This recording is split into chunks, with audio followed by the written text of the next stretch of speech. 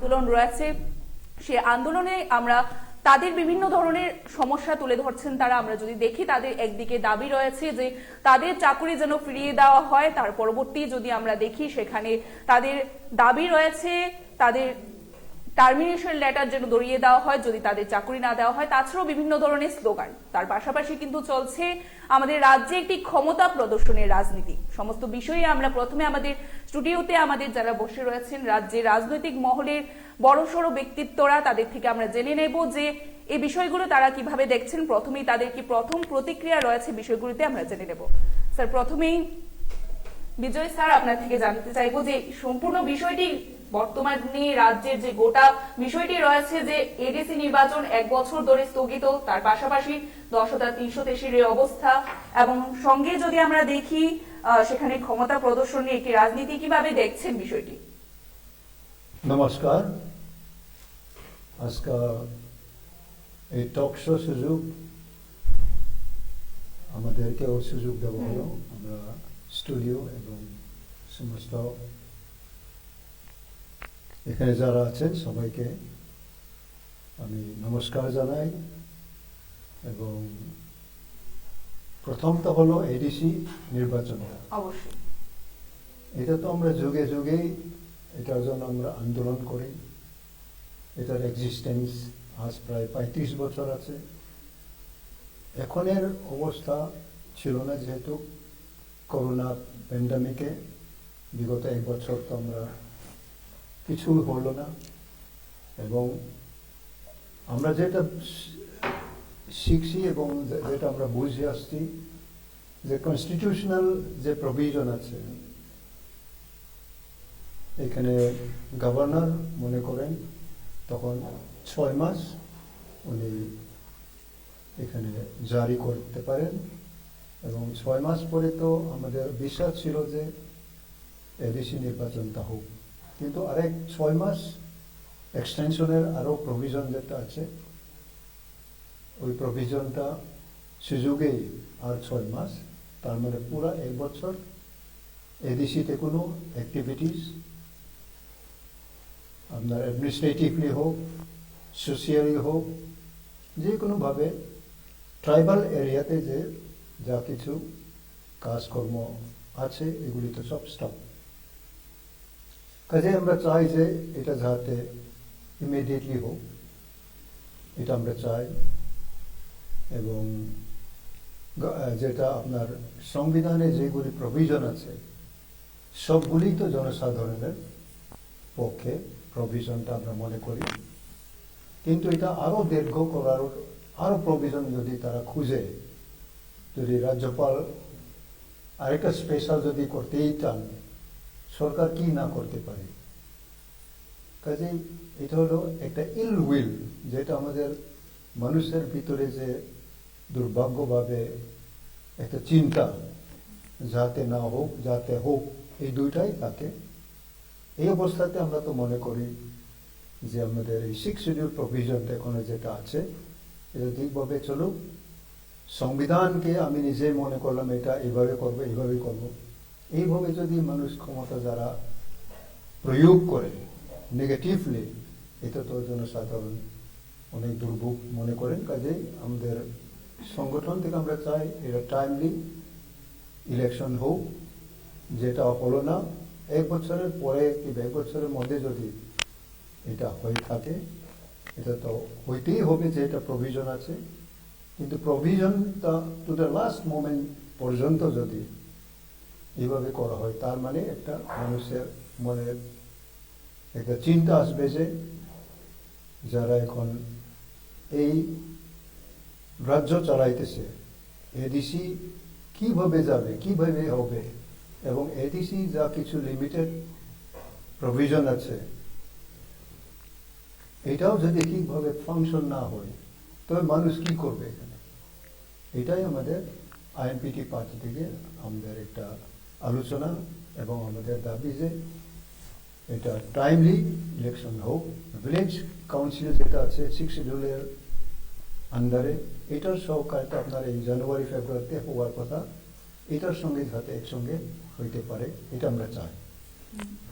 Sir তারপরে ছিল 10,323-এর যে বর্তমান রাজ্যে একটি গণ আন্দোলন, তাদের প্রায় আজকে 47তম দিন, সেই বিষয়ে যদি বলেন। তার পাশাপাশি আমরা দেখতে পাচ্ছি ক্ষমতা প্রদর্শনের যে রাজনীতি, দলের মধ্যেই গোষ্ঠী কোন্দল, সে বিষয়েও যদি বলেন।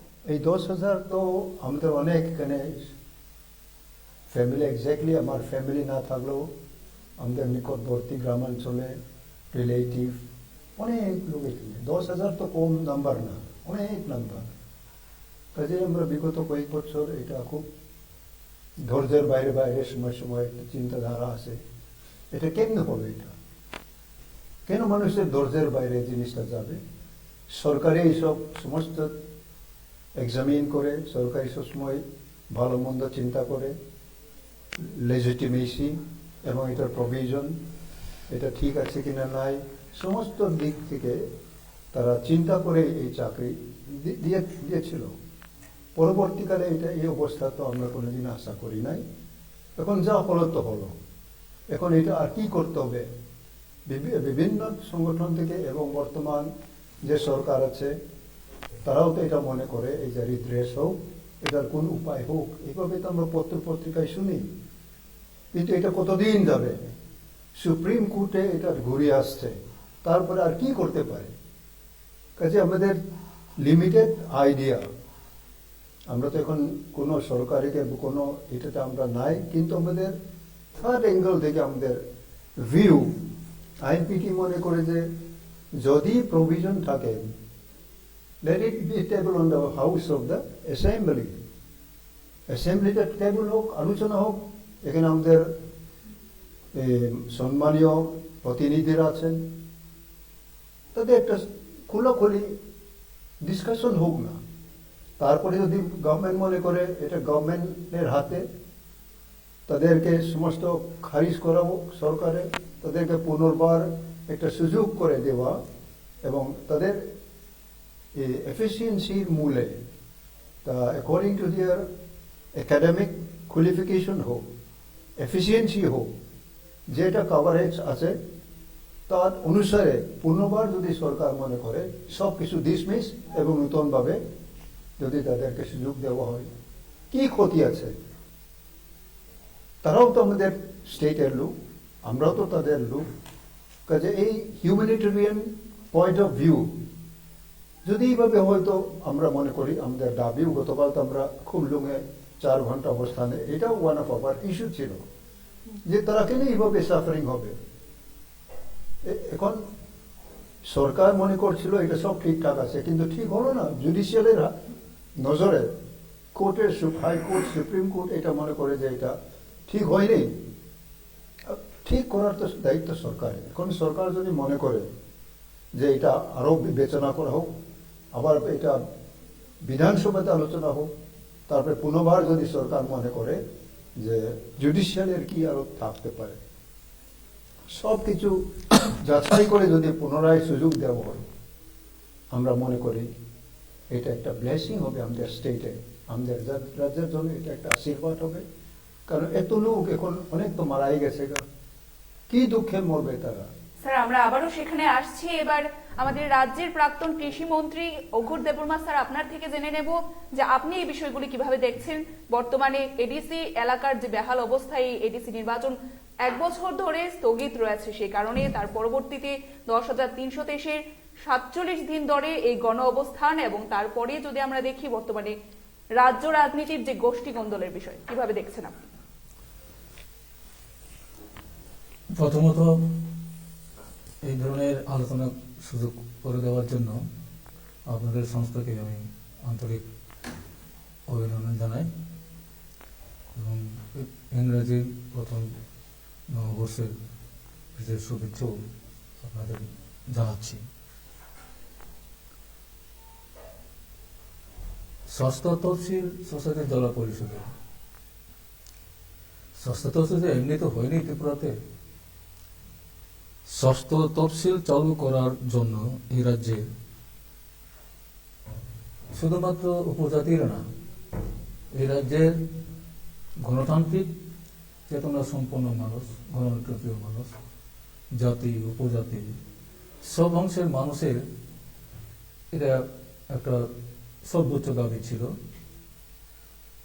সাংবিধানিক যে সুবিধা উপজাতির জন্য সংরক্ষণের ব্যবস্থা রয়েছে, যাতে উপজাতিরা নিজেরাই যাতে নিজেদের জাতিসত্তা বিকাশের জন্য, তার সংস্কৃতি বিকাশের জন্য, অর্থনৈতিক বিকাশের জন্য সাংবিধানিক ষষ্ঠ তফসিলে যে সুবিধাটুকু দেওয়া আছে বর্তমানে, এটা যাতে ত্রিপুরায় চালু হতে পারে।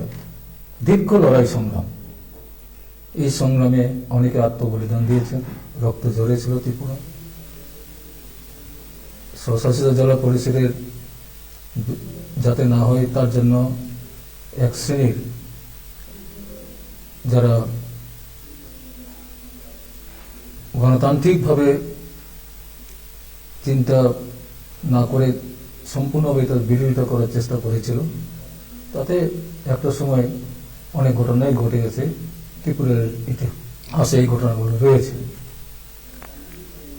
স্বশাসিত জেলা পরিষদ চালু হলো, কিন্তু এখন স্বশাসিত জেলা পরিষদ যে নির্বাচন, যে প্রশ্নতে এসছে, নির্বাচন সময় মতো নির্বাচন, মেয়াদের শেষে যে নির্বাচনের যে ব্যবস্থাটা, এটা তো গণতান্ত্রিক প্রক্রিয়া, গণতান্ত্রিক ব্যবস্থা। তো মানুষের অধিকার, যত জনপ্রতিনিধি নিয়ে পরিচালিত হবে স্বশাসিত জেলা পরিষদ, এটাই জনগণের আশা, আকাঙ্ক্ষা, বিশ্বাস। কিন্তু নির্বাচন করা হয়নি বা করা যায়নি এরকম, কিন্তু এই স্বশাসিত জেলা পরিষদ গঠন হওয়ার পরে এরকম কোন ঘটনা ত্রিপুরাতে ঘটেনি যাবে।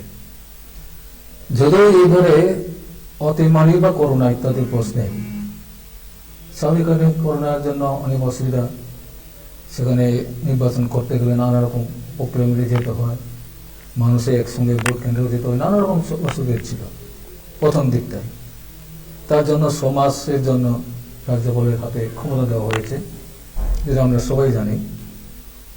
কিন্তু সমাজ পেরিয়ে যাওয়ার পর আর 6 মাস বাড়ানোর যে সিদ্ধান্তটা নিয়ে নিল, এটা এইরকম পরিস্থিতি মানে ছিল বলে আমাদের ধারণা নেই। কারণ হলো, এর মধ্যে বিহারের নির্বাচন হয়ে গেল, বড় স্টেটের নির্বাচন, কাজে নির্বাচন করা যাবে না বা এটা এরকম পরিস্থিতি নাই, এরকম পরিস্থিতি নেই। নির্বাচন হতেই পারত। সমাজের পর নতুন করে সমাজ বাড়িয়ে দেওয়ার কোনো প্রয়োজন ছিল বলে আমরা মনে করি না।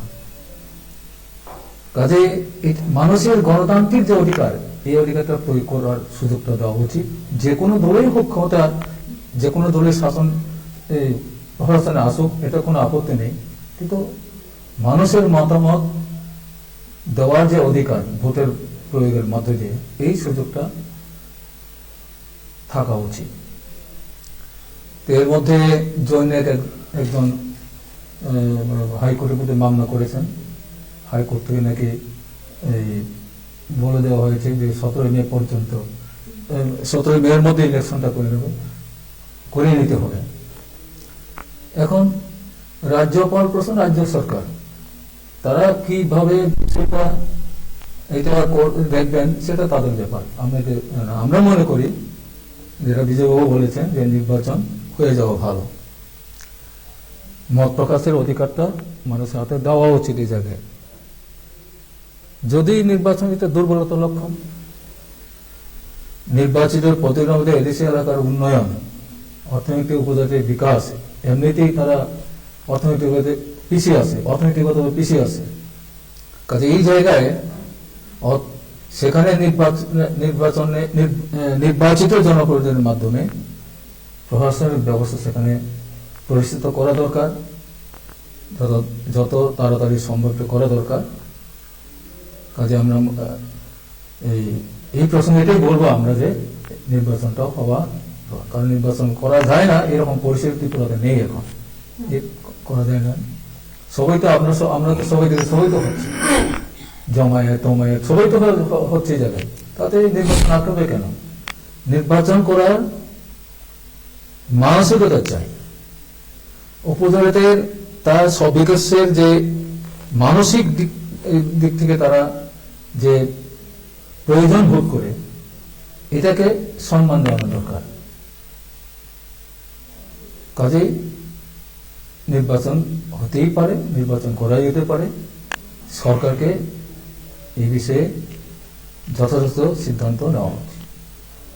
এবার আমরা চলে আসব আমাদের যিনি রয়েছেন আইপিএফটির অ্যাসিস্ট্যান্ট জেনারেল সেক্রেটারি তথা মুখ্য প্রবক্তা আমাদের মঙ্গল দেববর্মা স্যার, আপনার থেকে এই যে গোটা বিষয়গুলি, আপনার প্রথম সেখানে প্রতিক্রিয়া কি থাকছে? নমস্কার। আমাদের আসন্ন এডিসি ইলেকশন এটা 2020 17 মের মধ্যে কমপ্লিট হয়ে যাওয়ার কথা ছিল, কিন্তু সার্টেনলি বা আনসার্টেনলি ইনসিডেন্টই বলবো, একটা মহামারী সারা পৃথিবীতে অ্যাজ ওয়েল অ্যাজ ইন্ডিয়া এবং ত্রিপুরাতে, যেখানে সারা পৃথিবী সবাই শঙ্কিত এবং মানে একটা বিরাট চিন্তার বিষয় হয়ে দাঁড়িয়েছে। তাতে আমরা সবাই তো গভর্নমেন্ট যা ডিসিশন নিয়েছে এটাকে আমরা মানতে বাধ্য হয়েছি। আমরা আমাদের আইপিএফটি পার্টির পক্ষ থেকে আমরা প্রায় 4 বার আমাদের honourable governor his Excellency governor সাহেবকে আমরা মেমোরেন্ডাম আকারে আমরা চিঠি দিয়েছি, যাতে ইলেকশন যত তাড়াতাড়ি সম্ভব করা হয়। শুধু আমাদের গভর্নর না, অনারেবল চিফ মিনিস্টার বর্তমানে যে ত্রিপুরাতে সিএম আছেন ওনাকেও দিয়েছি, অ্যাজ ওয়েল অ্যাজ ইলেকশন কমিশনকে আমরা চিঠি দিয়েছি। শুধু এইটা না, আমরা কেন্দ্রে যে সরকার আসে এখন বর্তমানে বিজেপি সরকারকেও আমরা বলেছি, এবং BJP national president JP Nadda সাহেব এবং তার আগে ছিল তাদের থেকে যে প্রেসিডেন্ট, এক কথায় আমরা কোন স্তরকে বাদ দেইনি। আমাদের এডিসি ইলেকশন যত সম্ভব তাড়াতাড়ি যাতে করা যায় এই ম্যাটারটা নিয়ে, তাতে আমিও দ্বিমত প্রকাশ করব না। আমাদের অনারেবল যারা আছেন এখানে, আমাদের অনারেবল বিকে রাঙ্খল, অনারেবল দেববর্মা মহাশয়, ওনারা যা বলে গেছেন অতি সত্বর হওয়া দরকার। আমি আজকেই শুধু এইটা বলছি, এইটা না, আমরা আরো আগে চেষ্টা চালিয়ে যাচ্ছি, কারণ গণতন্ত্র সমাজে উন্নয়ন এটা নির্বাচিত জনপ্রতিনিধিদের মাধ্যমেই যথাযথ হওয়া সম্ভব। এটা গভর্নর রুলস বা সরকারি পদাধিকার কোন অফিসারকে দিয়ে মানে জনগণের বা বেনিফিশিয়ারি সিলেকশনের ম্যাটারটা অলরাউন্ড ডেভেলপমেন্টটা এটা সম্ভব না, কিন্তু এটা বাধ্য হয়েই হয়তো ত্রিপুরাতে চলছে।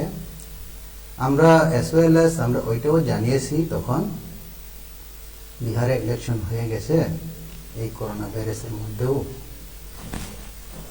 ইভেন বড়োল্যান্ড ওইখানেও ইলেকশন হয়ে গেল, এবং আরো অন্যান্য জায়গাতে প্রস্তুতি চলছে।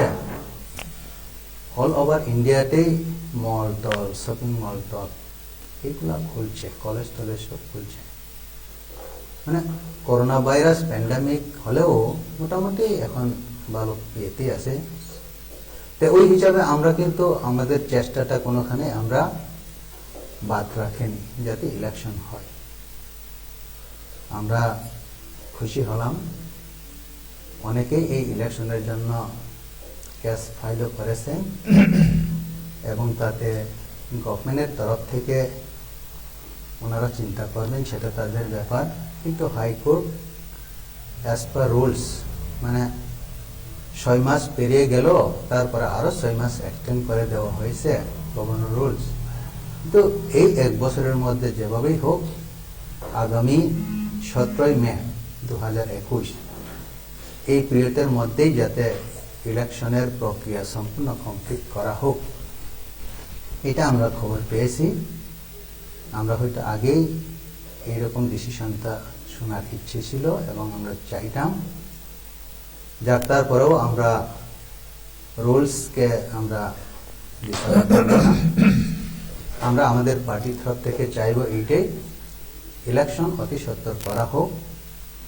এবং আমরা এটাও শুনেছি ইদানিং এই যে এই মাসের 15 তারিখে সমস্ত বিধানসভা কেন্দ্র ভিত্তিক এডিসি ইলেকশন হলেও বিধানসভা কেন্দ্র ভিত্তিক ইলেকট্রাল রুলস, ভোটার তালিকা, এটা সব এসডিএম থেকে সব পার্টিকে, যারা রিকগনাইজ পার্টি তাদেরকে ইলেকট্রাল রুলস এটা দেওয়া হয়েছে। এবং ইলেকশনের যে কার্যসূচি করার জন্য যে কিছু ক্লেম, অবজেকশন, ফাইনাল রুলস প্রকাশ, এইগুলো হয়তো ইদানিং 1-2 দিনের মধ্যে হয়তো প্রকাশ হয়ে যাবে। মানে কোন তারিখ পর্যন্ত ক্লেম অ্যান্ড অবজেকশন, কত তারিখে এইটা বাইর হবে, এটা বোধ হয় ইদানিংয়েই বের হয়ে যাবে। আমার কাছে যতটুকু খবর, আমার কাছে যা খবর আছে, এই ফেব্রুয়ারি মাসের 23 ফেব্রুয়ারি, 23 তারিখ ফেব্রুয়ারির মধ্যে ফাইনাল ভোটার লিস্ট হয়তো প্রকাশ হয়ে যাবে। ফাইনাল ভোটার লিস্ট প্রকাশ হওয়া মানে ইলেকশনের দিন ঘোষণা হওয়া। কারণ ফাইনাল ভোটার লিস্ট হয়ে গেলে পরে ইলেকশন ঘোষণা করতে আর খুব বেশি দেরি থাকে না। আর ইলেকশন তো ঘোষণা হলে পরে তো মিনিমাম 28, ম্যাক্সিমাম 45 এই দেশের মধ্যে ইলেকশন হয়েই যাবে।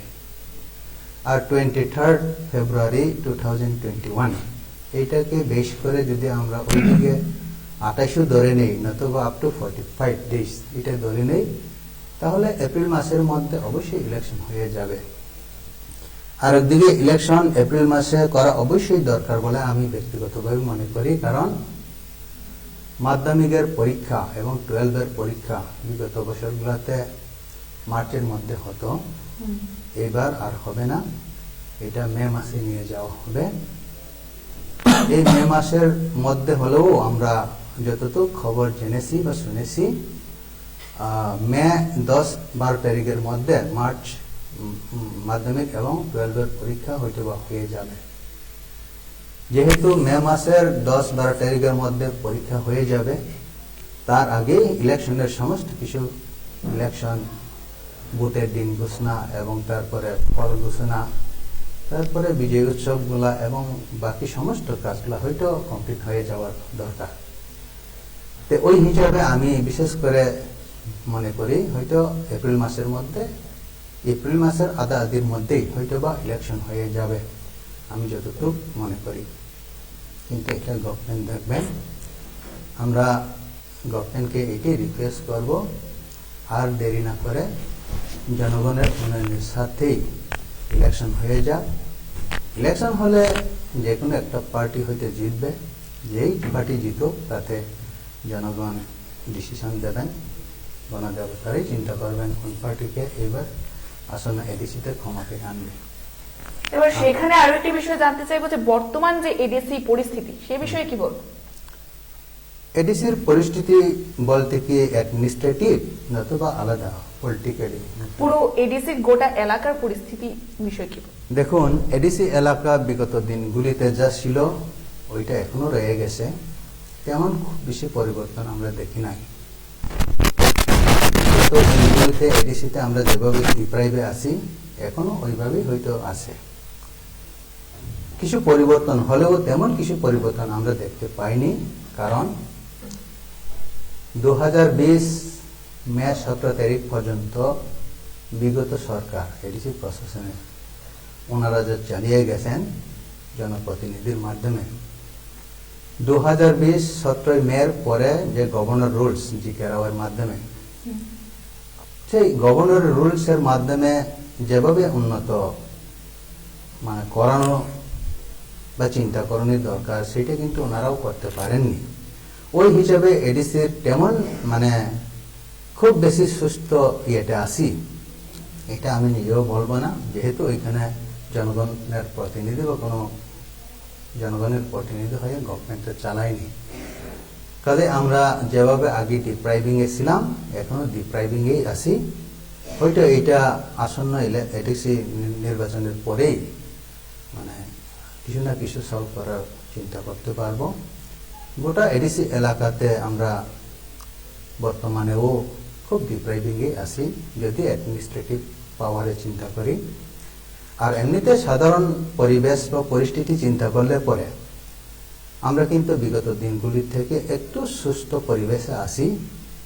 এই সুস্থ পরিবেশের কথার অর্থ আমি বলতে চাই না মানে ফাইন্যান্সিয়ালি বা ইকোনমিক্যালি আমরা খুবভাবে সুস্থতে আছি, এটা আমি বলবো না। আমি শুধু বলবো পরিস্থিতি আগে হয়তো বা এক সময় বিভিন্নভাবে আমরা দুশ্চিন্তা অথবা বৈভীতি এইরকম ছিল, এখন কিন্তু এত বেশি বৈভীতি দেখতে পাই না। হয়তো বা এক সময় এমনও ছিল খুব এন্টার এরিয়াতে অনেকেই যাইতে চায়নি, তো ওইটা ধীরে ধীরে হয়তো ওভারকাম হচ্ছে এবং হতে চলেছে। আমরা চাইব আমাদের ত্রিপুরাবাসী সবাই মানে নির্ভয়ে শান্তিতে বাস করুক এবং আমরা এটাই চাই। শুধুমাত্র ইলেকশনটা হয়ে গেলে পরেই হয়তোবা জনগণের নির্বাচিত প্রতিনিধিদের মাধ্যমে শাসন প্রশাসন চালালে পরে তাদের দুঃখ দুর্দশা কিছু সলভ করার ব্যবস্থা করতে পারবো, এটা আমরাও চাই।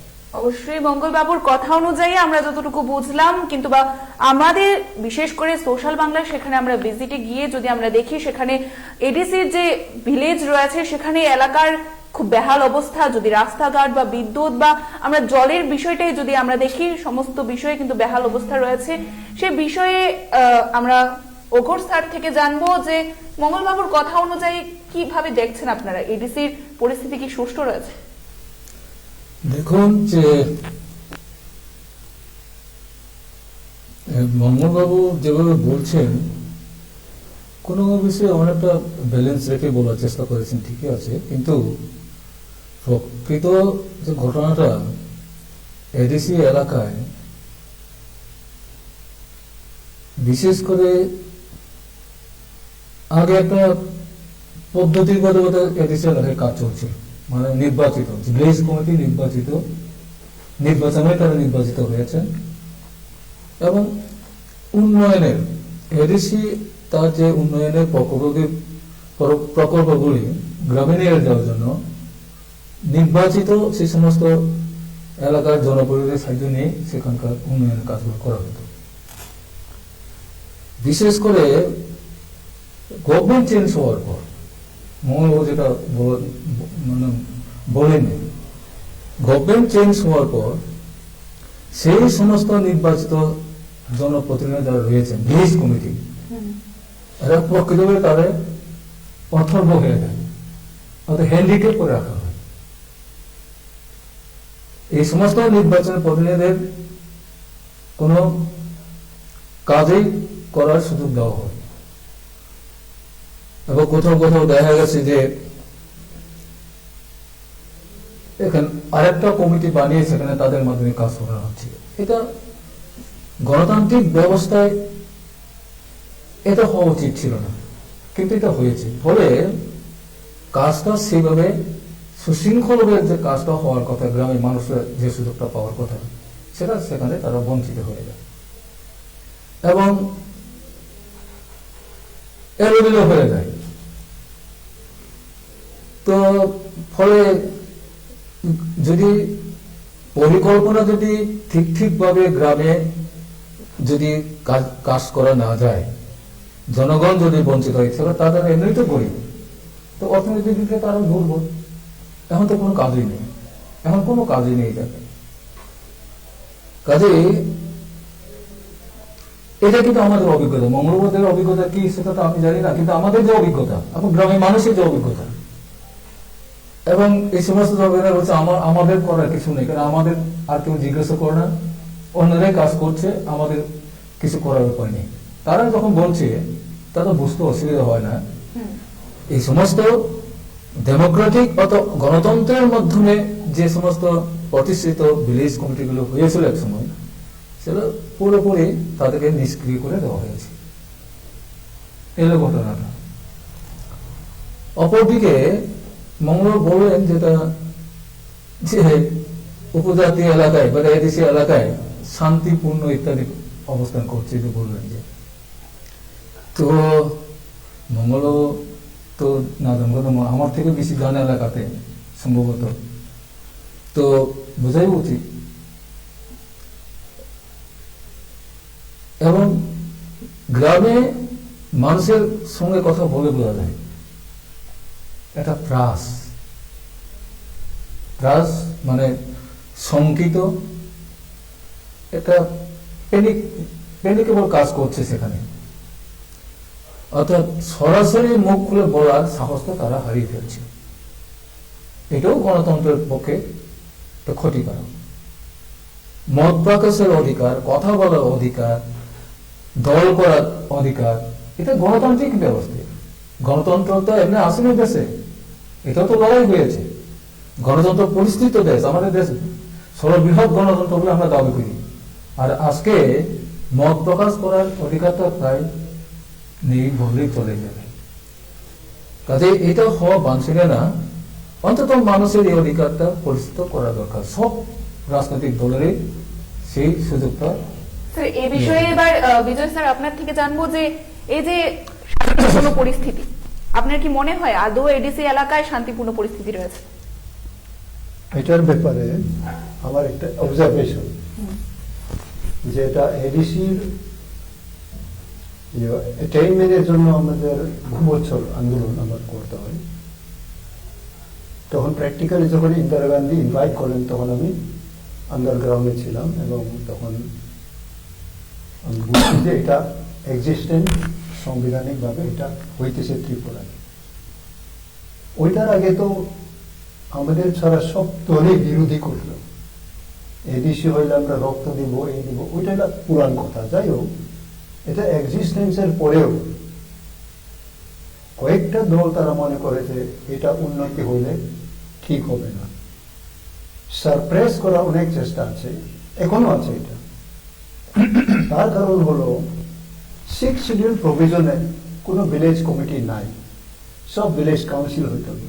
যেটা পূর্বাঞ্চলে 10টা, অটোনোমাস ডিস্ট্রিক্ট কাউন্সিলের 9টাতেই তাদের এই বরাবর আছে। এখানে কোনো ডিস্ট্রিক্ট কাউন্সিল, রিজনাল কাউন্সিল এবং ভিলেজ কাউন্সিল, কিন্তু এটা পঞ্চায়েতের সঙ্গে টাচ করাইয়া তারা কমিটি বানালো ত্রিপুরাতে। এই কমিটি সরপঞ্চ টঞ্চপঞ্চ এগুলো ওই বিহার রাজ্য বড় বড় স্টেটগুলিতে তারা এইগুলি প্রয়োগ করে, যেটা আমাদের পরম্পরা, যেটা শিডিউল ট্রাইব ইন্ডিজিনাস পপুলেশনের মধ্যে এই রীতিনীতি নাই। আমাদের এই তৈল কাউন্সিলের মাধ্যমে সমাজতন্ত্রের হইতে এটা ডেমোক্রেটিক লাইনে আসবে। কাজে এটা কাউন্সিল হইতে হবে, জুডিশিয়ারিও হাতে নিবে, ডেভেলপমেন্টটাও নিবে। কিন্তু এটা ব্লকের সঙ্গে টাই আপ করছে তারা, যে সিস্টেমটা আজ পর্যন্ত আছে, যার জন্য তারা ইন্ডিপেন্ডেন্টলি আমাদের কাউন্সিলের ভিতরে তারা কাজ করতে পারে না। এটা ব্লক বিডিও, যে state government as a officer, এই কন্ট্রোল করে। এটা কিন্তু 6 শিডিউল প্রভিশনের বাইরে। এটা অনেকেই শুনিয়াও কিন্তু গ্রহণ করতে চায় না, আবার নতুন ভাবে জিজ্ঞাসা করে। কিন্তু ওইটা 6 শিডিউল প্রভিশন এরকম হইতেই হয়। এটা আমাদের আজ পর্যন্ত এটা আমাদের দাবি রইল। কাজে এই এডিসির ভিতরে এখন যারা এখানে ক্ষমতায় আসতে চায়, তাদের ফেয়ার আইডিয়াটা নাই। 6 শিডিউলে যে village council nearest to the people, যারা সবচেয়ে নিকটবর্তী জনসাধারণের সঙ্গে আছে, তাদেরকে হ্যান্ডিক্যাপ করার অর্ধেক ক্ষমতা হ্যান্ডিক্যাপ করা আছে, কারণ ব্লক এটা কন্ট্রোল করবে। কাজে আমাদের অবজারভেশন হলো যে 6 শিডিউল যাতে এটা নন 6 শিডিউলের কনস্টিটিউশনে নাই, কিন্তু ও নাই পেতে এডিসিকে ইউজ করা হইতেছে। এটা আপনারাও বোঝার চেষ্টা করবেন। বুঝে অনেকজন এটা অ্যাকনোলেজ করেন নাই, এটার জন্য আমরা দুঃখিত। যাতে সবাই যারা রাজনীতি করেন তারা অ্যাকনোলেজ করুক এবং 6 শিডিউল প্রভিশন মতো ইউজ করা হোক। এবং আমি যেটা বুঝতেছি যে পাহাড় অঞ্চলে তো দুর্ভোগ আছেই, রাস্তাঘাট হোক, ইলেকট্রিসিটি হোক, ড্রিঙ্কিং ওয়াটার, মানুষ জায়গায় জায়গায় রাস্তা অবরোধ করে, জল নাই, কারেন্ট নাই, তখন অ্যাডমিনিস্ট্রেশন গিয়ে এগুলি করে একটা কম্প্রোমাইজ করে আবার খোলা হয়। এই ভয়েন্সি যাইতে চায় না, কিন্তু তারা বাধ্য হলো যে আমাদের যে প্রয়োজন আমরা সরকারকে জানাবো। ওইটুকুই কিন্তু তাদের উদ্দেশ্য। যদি অ্যাডমিনিস্ট্রেশন গিয়ে বলে যে আমরা দেখব, উঠাই নিয়ে যায়।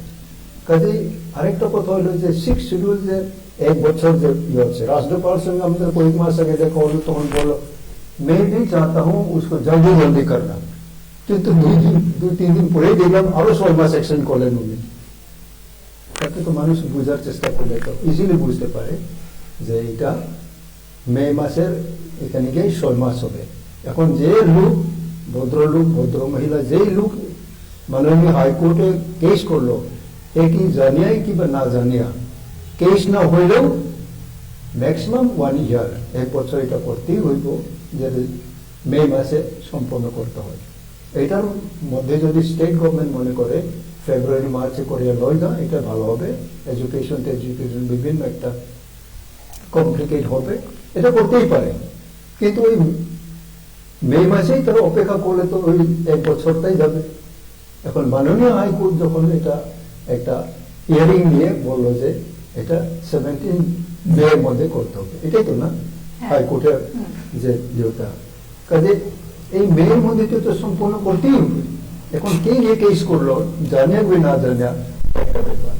কাজে আমাদের অবজারভেশন হইতেছে ওইটার আগেই যদি এটা করে লইবা, তখন আমরা বুঝবো। স্যার, আপনাকে একটু থামাবো, অঘোর বাবু কিছু একটা বলতে চাইছেন। না, আমি বিজয়বাবু যেটা বলছিলেন যে 6 শিডিউলে ভিলেজ কাউন্সিল করার কথা সেই প্রভিশন নিয়েছে, কিন্তু এইটার সপক্ষে তিনি যে যুক্তি দিয়েছেন যে তখনই ব্লকের সঙ্গে এটা কোটার্মিনেট করার জন্য এই ব্যবস্থাটা করেছি, কিন্তু ঘটনাটা এইরকম না। আমি তখন প্রথম যখন এডিসি হলো, তখনই আমি সেখানে চিফ এক্সিকিউটিভ ছিল। আমাদের কাছে সবটা মানে পরিষ্কার ধারণা নেই, না হওয়ারই কথা, নতুন সংস্থা কোথায় কি আছে কিনা।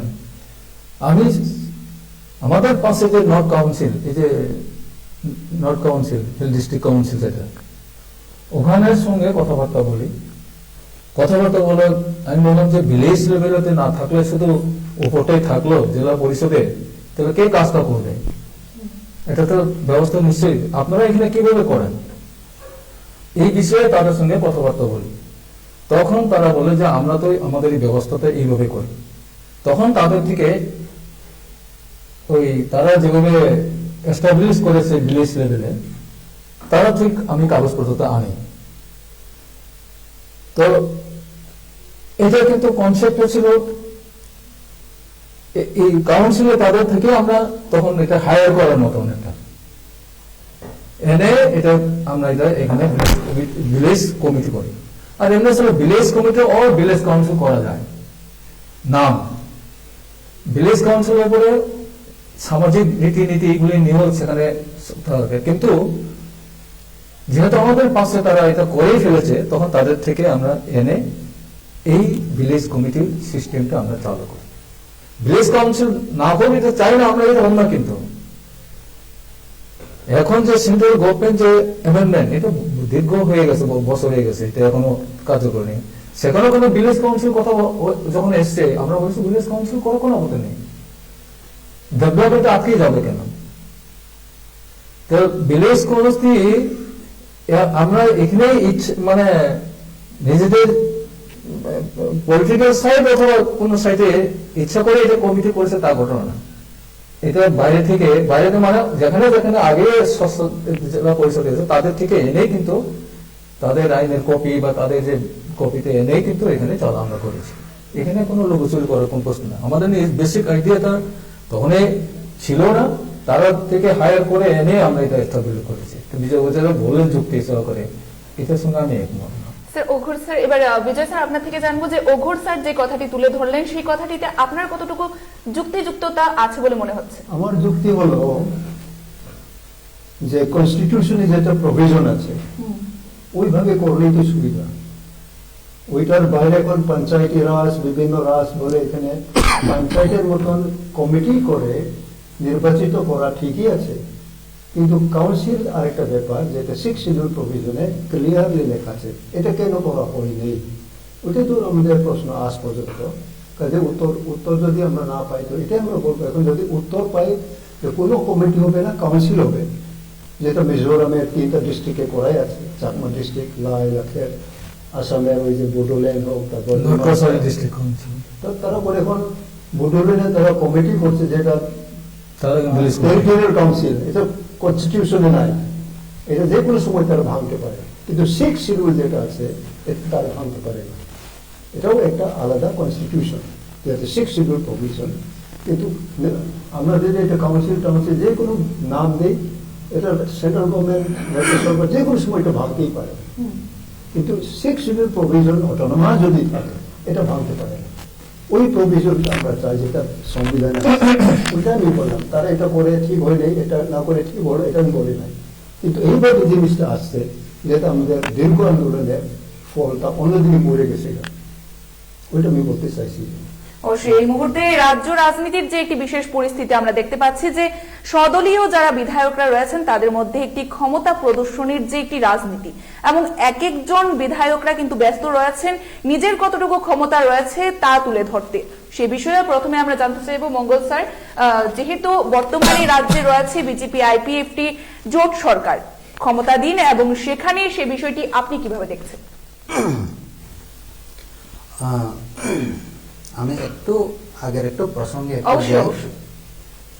আমাদের অনারেবল অগুর বাবু এবং আমাদের অনারেবল বিদ্যাঙ্কজি, তাদের এডিসি দ্যাট ইজ 6 শিডিউল, এই 6 শিডিউলের এম্পাওয়ারমেন্টগুলা বা যেটা হয়তো অনেকটাই ইনকমপ্লিটেশন রয়ে গেছে, এগুলো নিয়ে ওনারা যে আলোচনা করছিলেন, আমি একটু শেয়ার করতে চাই ওই ম্যাটারটা নিয়ে। হয়তো বা 1985 সালে 6 শিডিউল আমরা পেয়েছি, 82তে ফার্স্ট ইলেকশন 7 শিডিউলের, তো 85 6 শিডিউল পেয়েছি আমরা, সেই 49তম কনস্টিটিউশন অ্যামেন্ডমেন্ট করে। তো 85 থেকে এখন 2020, এটাই যদি ধরি, 2021 বাদ দেন 2020 যদি ধরি, তাহলে প্রায় 35 ইয়ার্স, 35 বছর লেগে গেল, যেটা ওনারা হয়তো জানেনই না, নতুবা যা প্রথমে ছিলেন আমাদের প্রথম সিএম, তো আমার পাশে যে আছেন উনি ছিলেন আমাদের অগর বাবু, ফার্স্ট সিএম 6 শিডিউলের চিফ এক্সিকিউটিভ মেম্বার। ঠিক আছে, তখন হয়তো ওনারা যে কেউই যদি প্রথম হয় একটু কনফিউশন হবেই, আইনের খসড়াগুলি বা আইনের যে বিধানগুলি এইটা অনেকেরই অজানা থাকতেই পারে, মানলাম। কিন্তু এই কথার অর্থ এইটা না যে 35 বছর লেগে গেল অনেকটা 6 শিডিউলের যে প্রভিজন এইটাকে ইমপ্লিমেন্টেশন করা, নতুবা 35 বছরেও ওনারা করে জানোইনি। এটা তো শুধু এমনি বললেই হয় না, আমি ব্যক্তিগতভাবে মনে করি। ঠিক আছে, 5 বছর হয়তো জানতে খবর নিতে টাইম লেগে গেল, বেশি হলে 10 বছর লেগে গেল, কিন্তু ওনারাই তো 38 বছর 7 শিডিউল থেকে এই পর্যন্ত ধরলে পরে এই 38 বছরে 82 থেকে 2020 ওনারাই তো শাসন করেছিল। যদি 2000-এ আইপিএফটিকে সেই 5টি বছর বাদ দিলে পরে, নতুবা আরো কিছু এডিক শিডিউল বাদ দিলে পরে, ম্যাক্সিমাম ইয়ার্স তো ওনারাই। রাজ্য সরকারেও সিপিএম গভর্নমেন্টই ছিল, এডিসি প্রশাসনেও সিপিএমই ছিল। তারপরেও দেখুন, শুধু ভিলেজ কাউন্সিল না, এডিসি অর্থাৎ কাউন্সিল এলাকাতে যারা প্রশাসক, তারাই কিন্তু কাউন্সিল এলাকার জমিকে বন্দোবস্ত দিতে পারে, ল্যান্ড অ্যালটমেন্ট, সেই নামজারি, পর্চা দলিল সবটাই দিতে পারে। কিন্তু এইটা তো 6 শিডিউল সংবিধানে ছিল। এইটা ছাড়াও 6 শিডিউল প্রভিশনে আরো অনেক কিছু ছিল যেটা ওনারা হয়তো করে যাননি। রিসেন্টলি টাউন কমিটি বিল, সেই এডিসিতে এইটাকে আমরা আইপিএফটি এবং বিজেপি সরকারের পক্ষ থেকে বিল পাস হয়েছে, এটা পেয়েছি। এটা হয়তো লাস্ট আওয়ারে ওনারাও চেষ্টা করেছিল এডিসি প্রশাসন থেকে, সে 2016-তে ওনারা ফাইলটা দিয়েছিল, কিন্তু ত্রিপুরা গভর্নমেন্ট সেই ফাইলকে বিভিন্নভাবে দামাচা বাড়িয়ে রেখে হয়তো বিভিন্নভাবে এটাকে বঞ্চিত করে রেখেছে, কিন্তু লাস্টলে ওইটাও ওনারা করতে পারেননি। তারপরে আরো 6 শিডিউল প্রভিশনে যা ছিল ইনার লাইন পারমিটই বলুন বা অন্য যাই কিছুই বলুন, ওইটাও কিন্তু প্রভিশন ছিল। তো এত সব আইন 6 শিডিউলে আছে, তারপরেও ইমপ্লিমেন্টেশন করে যাননি ওনারা। কেন করে যাননি, এটা যদি জনগণের হয়ে প্রশ্ন করি তাহলে হয়তো ওইখানেও বলবেন আমরা আসলে জানি না এডিসি প্রশাসনে বা 6 শিডিউলে কি কি রুলস আছে, কি কি গাইড আছে।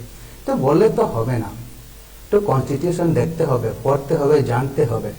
অবশ্যই আপনাকে একটু- বলবো যে একটু- হ্যাঁ স্যার একটু আসছে আপনার আরো- কাছে, আপনার কথা অনুযায়ী ওঘর না, না, বাবুর না, একটু না, না, বক্তব্য। একটু আমার কথা শেষ হতে দেন না। আচ্ছা স্যার। তো না জানা ঠিকই আছে, না জানা একটা স্বাভাবিকই, কিন্তু তারপরেও জানার চেষ্টা কতটুকু করেছেন, নতুবা সংবিধানকে ফলো করে বা 6 শিডিউলের যে রুলসকে ফলো করে যে কিছু করা দরকার, এইটা যদি না করেন তাহলে শুধু একটা সাইটে মানে জানি না বা এইরকম এটা বললেই তো আর হবে না, কিছু চেষ্টা অবশ্যই করতে হবে। আর একটি প্রসঙ্গ আমি একটু বলতে চাই যে আইপিএফটি এবং বিজেপি গভর্নমেন্ট আসার পরে কিছু আমাদের ইলেক্টেড চেয়ারম্যান, ভাইস চেয়ারম্যান মেম্বারদেরকে নিষ্ক্রিয় করে রেখেছে। এইটা কিন্তু আমি করব না, রাজি হব না এই ম্যাটারটা নিয়ে। আইপিএফ এবং বিজেপি আসার পরে নিষ্ক্রিয় করে রেখেছে, এইরকম যদি কোনো থাকে মানে মেম্বার্স বা চেয়ারম্যান এরকম থাকে, তাহলে তাদের কাছ থেকে কিছু কমপ্লেইন লিখিত আকারে এরকম অফিসিয়াল পুট আপ হওয়া দরকার।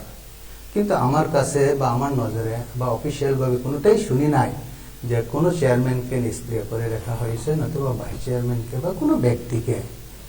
ওনার রাইট আছে, ওনার যে নির্বাচিত একটা প্রতিনিধি হয়ে ভিলেজ কমিটির, তো ওনার যা কিছু করার ওনার অবশ্যই রাইট আছে, কিন্তু ওনারা জানাননি কেন এরকম যদি হয়ে থাকে।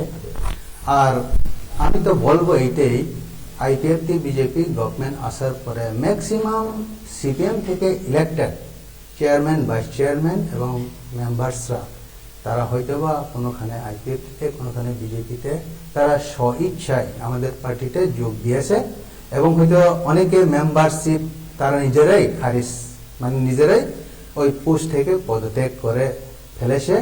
হয়তোবা কোনো কোনো ভিলেজ কমিটিতে মানে একজনও মানে এরকম নেই, সব তাদের ওই মেম্বারশিপটা তারা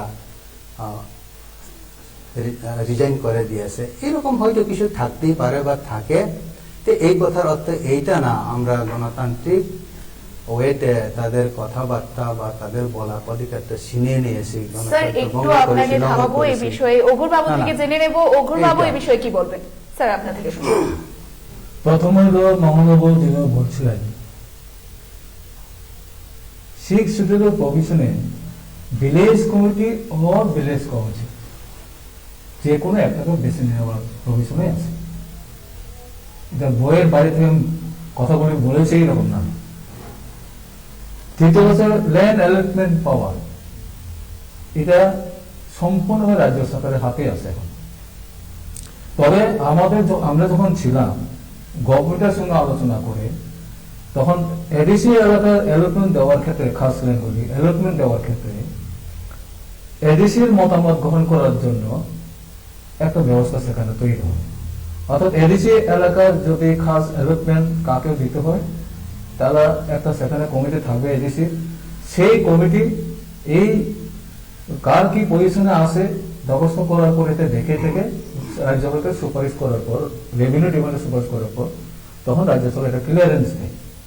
ল্যান্ড অ্যালটমেন্ট দেওয়ার পাওয়ার 6 শিডিউলে এখনো নেই।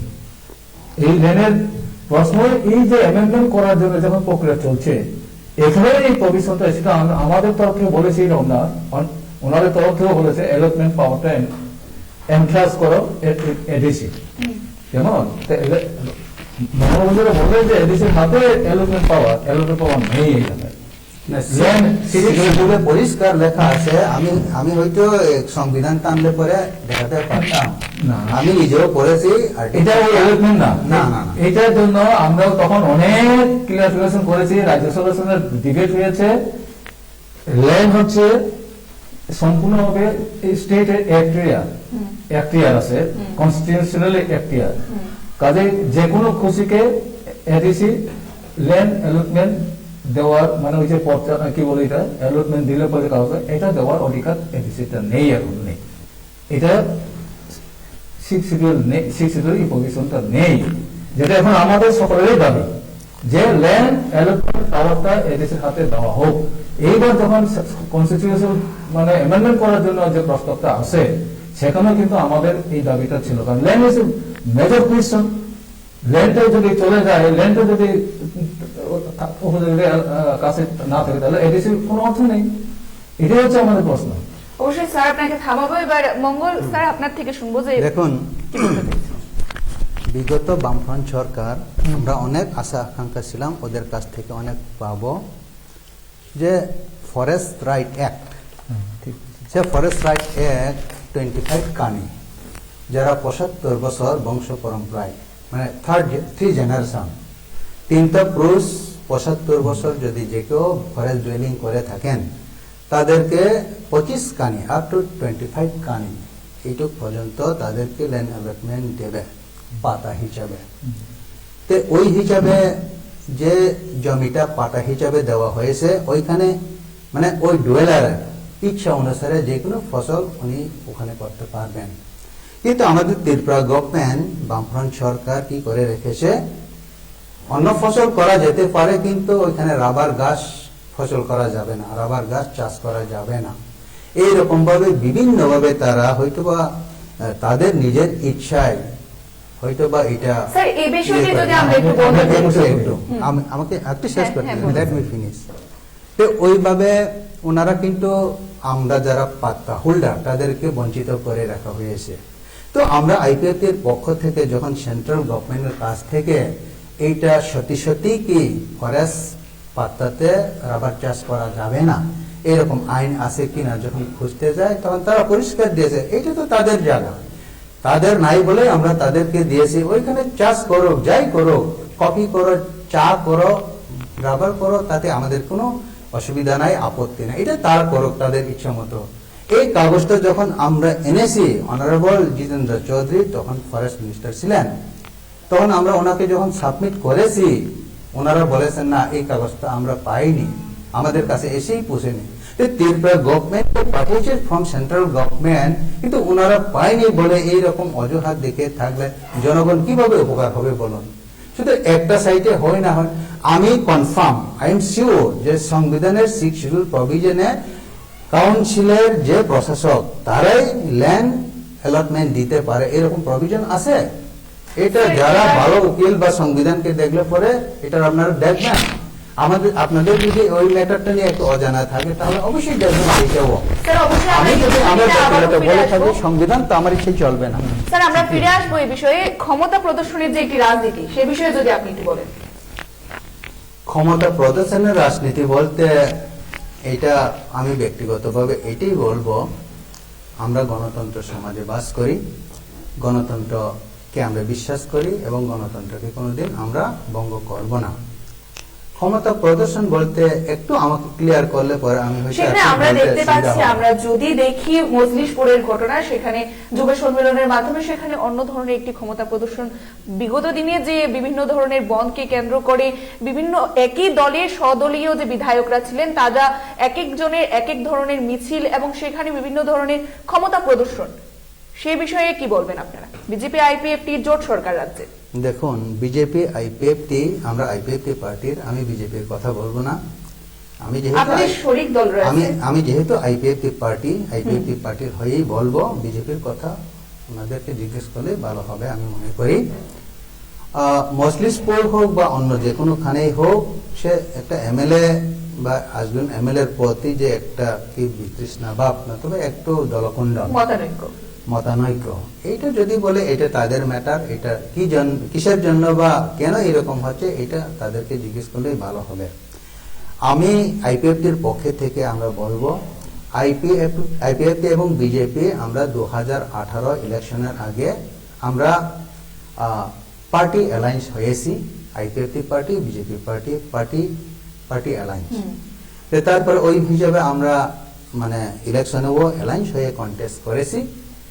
অ্যালায়েন্স হয়ে কন্টেস্ট করার পর আমরা যার সংখ্যক পেয়েছি ওইখানে জিতেছি, বিজেপিরা পেয়েছেন, আমরা সংখ্যাগরিষ্ঠ পেয়েছি দুই দল হয়ে। তারপরে গভর্নমেন্টকে আমরা গভর্নমেন্ট গঠন করেছি। হুম। তো এইখানে আমরা আমাদের পার্টিতে এইরকম কোনো দলকন্দল বা মতানৈক্য আমাদের পার্টিতে নেই। আমরা যা ছিলাম 2018 আগে নতুবা 2009 পর থেকে এখন পর্যন্ত আমরা এখনো এই আছি। আমাদের মধ্যে তেমন কোনো কোন্দল নেই, আমি ব্যক্তিগতভাবে মনে করি। অবশ্যই এই বিষয়টিতে এবার আমরা ওঘর বাবুর কাছ থেকে জেনে নেব, স্যার কি মনে হয় আপনাদের যে পার্টিগত কোনো গোষ্ঠীকন্দল নেই? না, এটা তো খবরের কাগজে আমরা দেখতে পাই। এখন নিজেদের মধ্যে এইরকম দলাদলি কেন, এটা আমরা কি করে বলবো তারাই ভালো জানে। তবে রাজ্যের যা অবস্থা এখন, গণতন্ত্র বিপর্যস্ত, খুন, রাহাজানি, বলৎকার, ক্ষুধা, এগুলো মানুষের জীবনের অভিজ্ঞতা, মানুষের নিত্যদিনের ঘটনা। এখন কার দলে পাল্লাটা কার হবে এই নিয়ে যদি নিজের মধ্যে দলাদলি হয়, এটা ত্রিপুরার মানুষ এখন চায় যে এই সমস্ত সমস্যা যেগুলো রয়েছে এগুলো সমাধান হোক। কে কোন কে পাওয়ার থাকবে, কে কতটা ক্ষমতা ভোগ করবে, এটা বড় না। মানুষের রোজগারের পথটাকে এস্টাবলিশ করা দরকার, সুনিশ্চিত করা দরকার, সুস্থ গণতান্ত্রিক পরিবেশ আবহাওয়া তৈরি করা দরকার। এটাই ত্রিপুরা মানুষের আশা এবং বিশ্বাস। এবার এই বিষয়ে আমরা বিজয় স্যার আপনার থেকে জানবো যে আমরা দেখতে পাচ্ছি যে 2018 নির্বাচনের পর রাজ্যে নতুন সরকার প্রতিষ্ঠিত হয়েছে, কিন্তু সেখানে নিজের স্বদলীয় বিধায়কদের মধ্যে একটি মতানৈক্য এবং সেখানে কিন্তু সাধারণ জনগণ সাফার করছে। বিষয়টি কিভাবে দেখছেন? Thank you. এই তো কয়েকদিন আগে তো কংগ্রেসের PCC president learned advocate Piyush বাবুর উপরে, গাড়ির উপরে একটা আক্রমণ হয়। ভিতরে যারা ছিল তারা ভাবছে আমরা মরেই যাবো। যাই হোক, এটা তো আমার জানা নাই, পুলিশ তারা জানবে এটা কে বা কারা করবে। কাজে এরকম কেন হবে গণতন্ত্রেতে? একটা কংগ্রেস ন্যাশনাল পার্টির পিসিসি প্রেসিডেন্ট, তার উপরেই যখন এরকম ঘটনা হয়, তো সাধারণ মানুষ তো, আমরা তো ডেইলি কি হবে না হবে এটারই মানুষের একটা চিন্তা। কাজে আমরা তো মনে করছিলাম যে এটা সুস্থভাবে চলুক, যেহেতু আমাদের ডেভেলপমেন্ট প্রয়োজন আছে, এবং জায়গায় জায়গায় এইভাবে একই পার্টির, যেটা পত্রিকায় যা দেখলাম এটা তো আমি ডিপেন্ড করবো না, ঠিক আছে, এটা যারা লিখছে লিখলো, কিন্তু পীযূষ বাবু যে পিসিসি প্রেসিডেন্ট উপরে যে এটা অ্যাটাক হলো, এটা তো এটা তৈরি করা হয়নি, তো এটা ওখান থেকে ঘটনা, এটা তো মানুষ নিউজকে তৈরি করে নাই, এটা ঘটনা হয়েছে, ওইটাই আমার বলার একটা উদ্দেশ্য। কাজে এরকম যদি হয়ে থাকে, আমার তো মনে হয় না যে এখানে আইপিএফটি হোক, বিজেপি হোক, তাদের পার্টির নৈতিক এরকম তারা কোনোদিন স্বীকার করবে না। আমিও মনে করি তাদের পার্টির নৈতিক না, কিন্তু এটা কেন হবে? এটা এখন যদি এরকম হয়েই থাকে, আরেকটা গ্রুপ আরেকটা দল থেকে তারা বার হবে, আক্রমণ করতেই পারে। যদি এই প্রশাসন যদি এটা স্টার্ন ভাবে এটা কন্টেইন না করে, যে সিচুয়েশনগুলি হইতেছে, এটা তো আরো বাড়বে। কারণ তারা যখন এটা ঘটনা করে তখন তারা দেখবে যে লোকটা তো এরকমের লোক। কাজে আমার মনে হয় এটা খুব আমাদের গণতন্ত্রের পক্ষে এটা খুব আনহেলদি। এটা আপনার উপর আমার উপরে যে কোনো সময় হইতে পারে, হয়ে গেলে হইল, পরে যা হয়ে গেল। স্যার, এবারে আমরা পরবর্তী বিষয়ে চলে আসবো যে আমরা দেখতে পাচ্ছি আমাদের ত্রিপুরা রাজ্য কিন্তু যে ভিন্ন ভাষাভাষীর রাজ্য, এবং সেখানে আমরা দেখতে পাচ্ছি আমাদের বর্তমানে যিনি রাজা, অর্থাৎ গণতান্ত্রিক রাজ্যের রাজা নিয়ে কিন্তু বা প্রদ্যোৎ বাবুকে আমরা দেখতে পাচ্ছি সেখানে যে জনজাতি বা বাঙালি তাদেরকে তাদের মধ্যে একটি ভেদাভেদ সৃষ্টি করে দেওয়ার চেষ্টা করা হচ্ছে, এবং সেখানে আপনারাও সামিল রয়েছেন। বিজয় স্যার, সেই বিষয়টিতে আমরা আপনার থেকে জানতে চাইবো যে সেটাকে আমরা ধরে নিতে পারি যে প্রদ্যোৎ বাবু সে জনজাতিদের তরফ থেকে ভোট ভোট দখলে নিয়ে আসার জন্য সেখানে একটি রাজনীতি খেলছেন? এটা মানুষে তাদের নিজস্ব চিন্তা থেকে বলতেই পারে। তখন আগরতলা শহরে প্রত্যেক বছরে যে 35 to 40,000 নতুন রেশন কার্ড দেওয়া হয়, এটা কেমনি দেওয়া হয়? তো এই রেশন কার্ড যারা পাইতেছে প্রত্যেক বছরে, এটা কে দেয়? তবে এটা রাজ্য সরকারই দেয়। এখন প্রদীপ কিশোর দেববর্মা, উনি রাজ পরিবারের শিয়ন, কাজে উনারও অধিকার আছে, কিন্তু অধিকার যাতে এখানে কোনো কি বলবে, এখানে যাতে থ্রেট না হয় কোনো একটা সেকশনে, এটা তো আমরাও চাই। এবং সে যদি মনে করে, সে তো পিসিসি প্রেসিডেন্টও ছিল, উনি রিজাইন করছেন, তার সে তো প্রত্যেক পার্টির সঙ্গে, আমাদের চিফ মিনিস্টারের সঙ্গেও তো দেখাশোনা হয়, এনসি দেববর্মা বাবু, মেবার বাবু তাদের সঙ্গে আলোচনা করে, আমার সঙ্গে আলোচনা করে, এটা তো করতেই পারে। এবং দিল্লিতে গেলে হোম মিনিস্টারের সঙ্গে দেখাশোনা করে, এই যে ব্রু প্রবলেমগুলি আলোচনা করে। এটা তো কোনো পার্টিকুলার পার্টির পক্ষে সে রিপ্রেজেন্ট করে না। তো এটা তার নিজস্ব হইতে, আমিও একটা ত্রিপুরা একজন লোক, আমি কি আমার কোনো কন্ট্রিবিউশন থাকতে পারি কিনা, ওইটাই তার উদ্দেশ্যটা। যাই হোক, পলিটিক্যালি তো উনি বিভিন্ন দলের সঙ্গে যোগাযোগ আছে। স্যার, কথাটা সেটা নয়, সেটা হচ্ছে যে জনজাতিদের মধ্যে আমরা বিশেষ একটা সাপোর্ট দেখতে পাই প্রদ্যুৎ বাবুর। সেখানে কি জনজাতিদের ভোটটাকে, সেখানে কি কোনো ধরনের রাজনীতি করা হচ্ছে? না, এটা যদি সে পার্টি তো সে করবেই, ডেমোক্রেটিক তো পার্টি ছাড়া থাকতেই পারবে না। যে কোনো ইলেকশন আসলে কোনো একটার সঙ্গে টাই আপ হবে, এটা তো হইতেই পারে। কিন্তু সে পার্টিকুলারলি এটা যে ভাবটা করবে, তার ইচ্ছার মতো এটা ভাবটা করতে পারবো কিনা আমার তো সন্দেহ। এই দলটা এখানে দেব, এই দলটা এখানে দেব, মানুষ মানতো না তো এটা। মানুষ আমাদের নিজস্ব একটা ভিউ আছে, এই ভিউতে আমরা সবাই আছি। এখন আমরাও যোগাযোগ করি আমাদের দাবির পক্ষে। সে যদি মনে করে ভালো, সে আসতেই পারে। যদি মনে করে আইপিএফটি বা গণমুক্তি পরিষদ, তাদের সঙ্গে তো তাদের যোগাযোগ রাখছেই। যেহেতু আমাদের ইন্ডিজিনিয়াস পপুলেশনের আমরা কি করতে পারি, আমরা কি একতা হয়ে আমাদের দাবিকে আরো শক্ত করতে পারি কিনা, ওনার মেসেজ সেখানে আমাদেরকে ওটাই বলে। তবে তো আমরা বললাম ঠিক আছে, আমরা যদি একভাবে লড়তে পারি, আমরা ন্যাশনাল পার্টির সঙ্গে কেন যাবো, আমরা একসঙ্গে লড়বো, আমাদের অধিকার আমরা আদায় করবো। স্যার, আবারও আসছি আপনার কাছে। ওঘর স্যার, আপনার থেকে জানবো যে আপনি এই বিষয়টি কিভাবে দেখছেন, কতটুকু যুক্তিযুক্ততা রয়েছে? না, এখন প্রদ্যুৎ বাবু তিনি বিশেষ মানে কোনো একটা বিশেষ দল করবেন কিনা, এটা প্রদ্যুৎ বাবুর ব্যক্তিগত ব্যাপার। দল করা যাবে না এরকম ব্যাপার, এরকম তো না, দল যে কোনো দলই করতে পারে। তো এখন রাজনীতিগতভাবে তিনি কিভাবে নিজেকে তৈরি করবেন,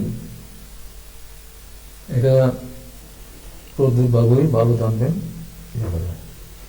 কিন্তু এখন প্রদ্যুৎ বাবু কি জনজাতি নাকি ত্রিপুরা মথা, নাকি একটা মথা একটা দল, ত্রিপুরা মথা একটা দল সঙ্গে যুক্ত আছেন বলেই জানি যাবে। ত্রিপুরা মথা একটা উপজাতি, মানে এই দল, আঞ্চলিক। এখন ভবিষ্যতে তিনি কি করবেন, এই দলের কি অবস্থান হবে, কি পথ ঠিক করবেন, এখন এটা এই মুহূর্তে কিছু বলার সুযোগ আমাদের নেই। অবশ্যই মঙ্গল স্যার, আপনার কাছে সেই বিষয়েই আমরা থাকছি যে সেখানে আমরা কিন্তু দেখতে পাচ্ছি প্রদ্যুৎ বাবু সেখানে কিন্তু জনজাতিদের বিশেষভাবে একটা সাপোর্ট দেখতে পাচ্ছি আমরা, এবং বাঙালি এবং জনজাতিরা কিন্তু আমরা মিলেমিশে ত্রিপুরা রাজ্যে ছিলাম, কিন্তু এখন বর্তমানে একটু বেশি জনজাতিদের সাপোর্ট করার ক্ষেত্রে আমরা কিন্তু দেখতে পাচ্ছি একটা ভেদাভেদ সৃষ্টি করা। সে বিষয়ে কি বলছেন, কি বলবেন বিজয় স্যারের কথা অনুযায়ী আপনি? দেখুন, আমাদের প্রদ্যুৎ বাবু উনি তো মহারাজা, এখনো ওনার নামের আগে মহারাজা শব্দটা লেখা হয়, মানে রাজার বংশ, এবং উনি লাস্ট যে রাজা উনি নাতি। আমাদের ত্রিপুরাদের রাজা বলতে গেলে বুগরা। তে বুবাগ্রা তাদের ইতিহাসটা আমাদের কারোর তেমন অজানা নেই। এই ত্রিপুরাতে 184 জন স্বাধীন রাজা রাজত্ব করে গিয়েছে এবং লাস্টলি উনিও এখন পর্যন্ত মহারাজা হিসেবে স্বীকৃতিতে আছেন। তো একজন রাজা বা ভূভাগরা, ওনার তো পপুলারিটি থাকবেই, থাকারই কথা। যেহেতু আমরা এই ত্রিপুরার প্রাচীন আদিবাসীদের মধ্যে আমরা ত্রিপুরাসা, এই ত্রিপুরা মানে স্থানের জাতি, কিছু না কিছু পপুলারিটি সবারই আছে। একসময় সিপিএম সরকার যে ছিল, সিপিএম পার্টির কিছু জনগণের পপুলারিটি অবশ্যই আছে, ছিল। আমাদের টিইউজেএস যখন ত্রিপুরাতে বিরাট একটা পার্ট বা একটু ভূমিকা আমরা মূল বিষয়ে আসবো স্যার। না আসবো, আমি একটু টানছি আর কি ইতিহাসটা। তাদের সঙ্গেও অনেক জনগণ ছিল। যখন জোট সরকার করেছিল টিইউজেএস কংগ্রেস, তখন ভালো একটা রেসপন্স ছিল পাবলিকদের। এখন আইপিএফ এবং বিজেপির জোট সরকার, এখন ভালো রেসপন্স আমাদের কাছে আছে। তারপরেও কিন্তু মহারাজা আরেকটি ওয়ার্ড, যেটা আমাদের ত্রিপুরাদের একটা পপুলারিটি ওয়ার্ড এবং খুব একটা ইম্পর্টেন্ট একটা প্ল্যাটফর্ম।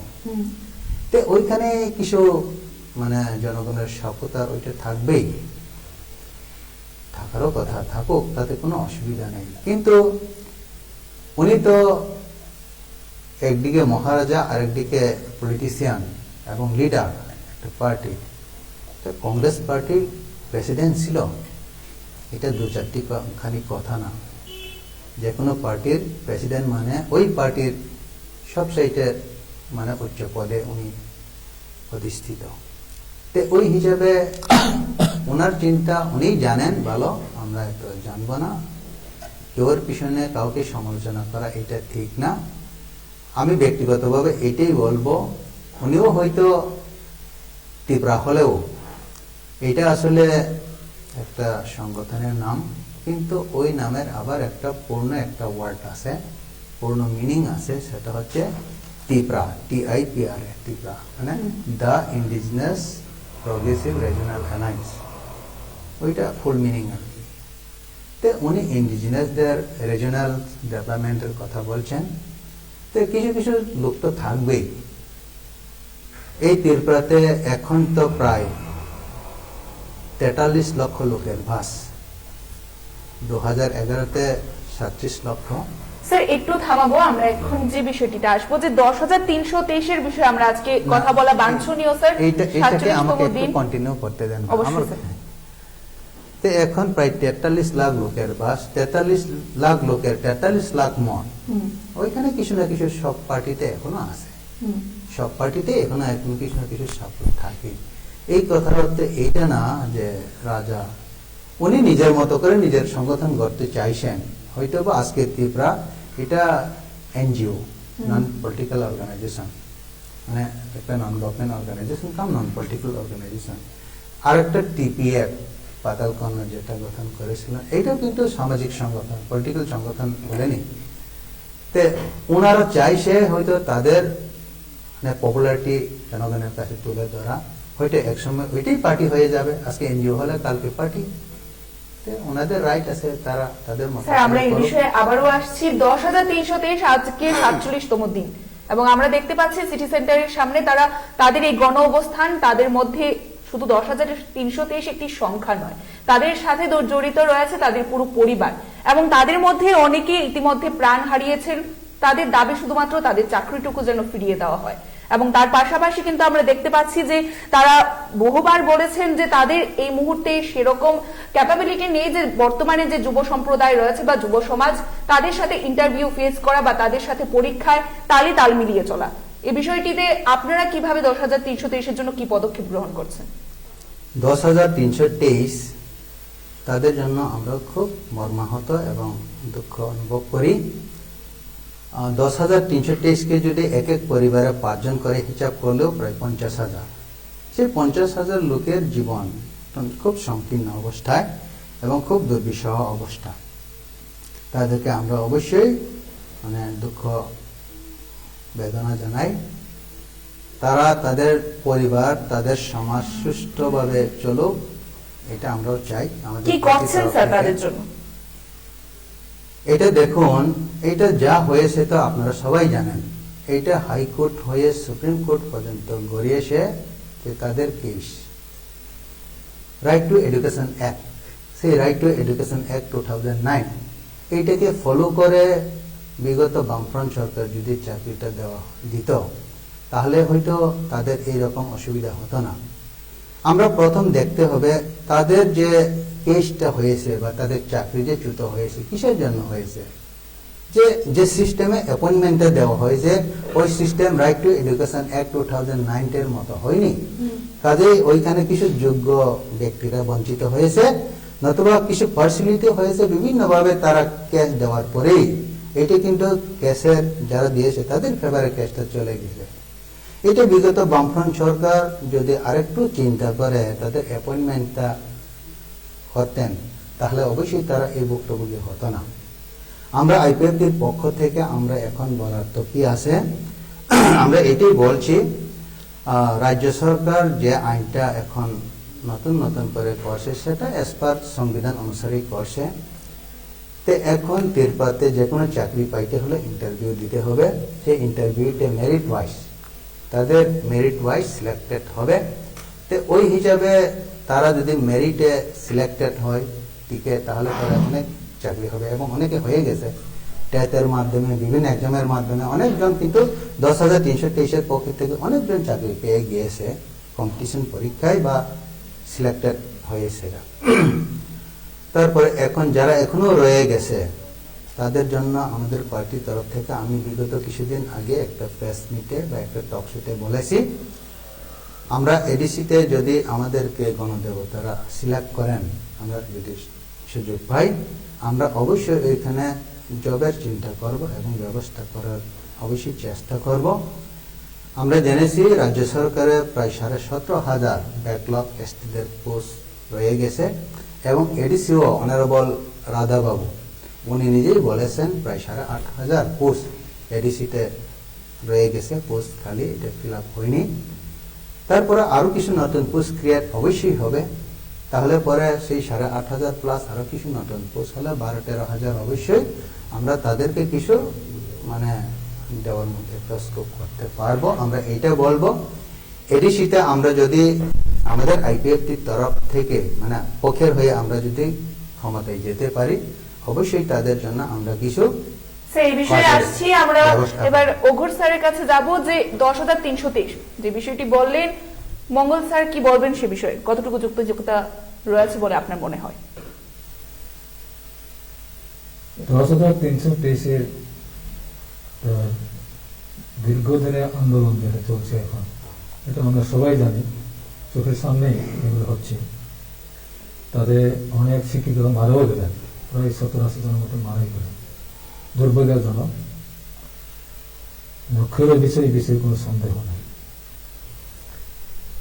আমি তো মনে করি সরকারের তরফ থেকে একটা মানবিক দৃষ্টিভঙ্গিতে চূড়ান্ত সিদ্ধান্ত নেওয়া দরকার এবং সরকার ইচ্ছা করলে কিছু করা যায় না, এটা আমরা মনে করি না। স্যার, সেখানে কিন্তু বারবার সেই অভিযোগটা উঠে আসছে যে বিগত সরকারের সেখানে গাফিলতি ছিল। সেটা নিশ্চয়ই আমি যতদূর আমার মনে আছে, সেটা তো অনেকদিন আগের কথা মনে আছে, ত্রিপুরায় শিক্ষক নিয়ে যে সময়টা, এই সময়টা সেন্ট্রাল যে এডুকেশন যে পলিসিটা যখন হয় 2009 সারা রাজ্যে মানে দেশের সমস্ত রাজ্যে এটা চালু করার কথা বলে এই আইনের আওতায় আনার কথা বলা হয়, কিন্তু হলো তখনও সব রাজ্যে এই নির্দেশিকা অনুযায়ী নিয়োগ করতে পেরেছিল তা ঘটনা না।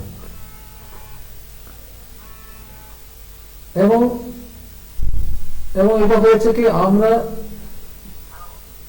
নিয়োগের পরে কাগজটা আমরা আমাদের হাতে চলে আসে যে এটা একটা দিক টকশো, কিন্তু ঘটনাটা কি? ঘটনা হচ্ছে আমরা যে বামফ্রন্টের আমলে যাদের চাকরি দেওয়া হয়েছে অভিযুক্ত হলো যে তাদের যোগ্যতা ছাড়াই অনেকে চাকরি পেয়েছে, অর্থাৎ পক্ষদস্ত হয়েছে ইত্যাদি অভিযুক্ত করে মামলা হয়েছে।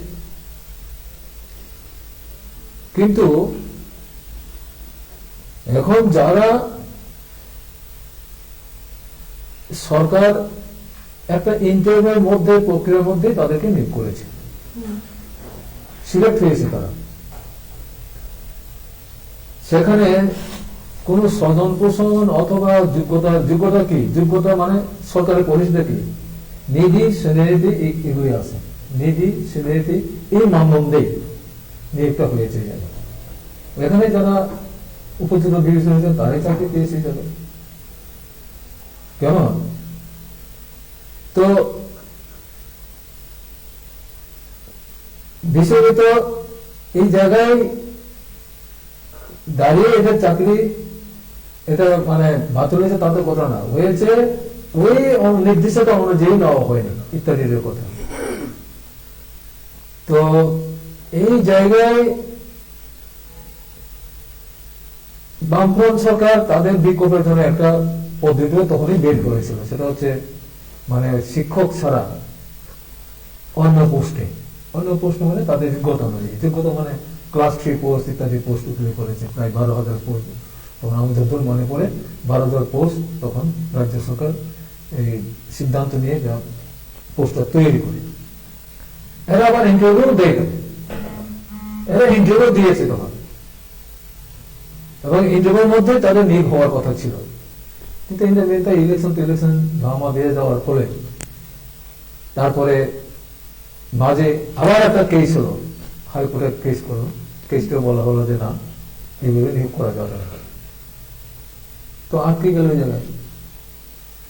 তো এই সরকার আসার পরে, এই সরকারটা আসার সবাই তো বলেছিল যে বামফ্রন্ট সরকার তাদের উপর অবিচার কাজ করেছে, কাজে আমরা সরকার ক্ষমতায় আসলে পরে এই সরকারটা এদের এই সম্মানের সঙ্গে তাদের চাকরিটা ফিরে দেওয়ার ব্যবস্থা করবে। এদের ইলেকশনের তার যে প্রতিশ্রুতিটা এটাই ছিল। এরপর তো আমরা শুনলাম, মাঝখানে মুখ্যমন্ত্রীর মুখ থেকেও শুনলাম যে এই গত 2 মাসের আগেই এদের একটা যথাযথ ব্যবস্থা করে দেখতে দেবে, তো হয়নি এই জায়গায়। তো আমি এইসব সমস্ত যেতে চাই না। এটা এখন যা হচ্ছে এটা আমাদের অনেকটা লজ্জারও ব্যাপারে যাবে। এটা মানবিক দৃষ্টিভঙ্গিতেই এখন সরকারকে চূড়ান্ত সিদ্ধান্ত নিয়ে তাদের যোগ্যতা অনুযায়ী তাদের কোনো একটা সরকারি ব্যবস্থা যাতে করা যায়। বিজয় স্যার, আমি আপনার কাছে আসবো। মঙ্গল স্যারের বক্তব্য শুনলাম এবং ওঘর স্যারের বক্তব্য শুনলাম এই 10,323 বিষয়ে। দুজনের বক্তব্য শুনে কতটুকু যুক্তিযুক্ততা মনে হচ্ছে আপনার? আমি তো প্রথমে ওই দুইটা ইস্যু যখন উত্থাপন করা হলো ওই সময় আমি আমার অপিনিয়নটা আমি শেয়ারিং করলাম। আমরা মনে করি যে তাদেরকে অ্যাপ্রোপ্রিয়েটলি রিলিফ দেওয়া হবে তাদের যোগ্যতা অনুসারে।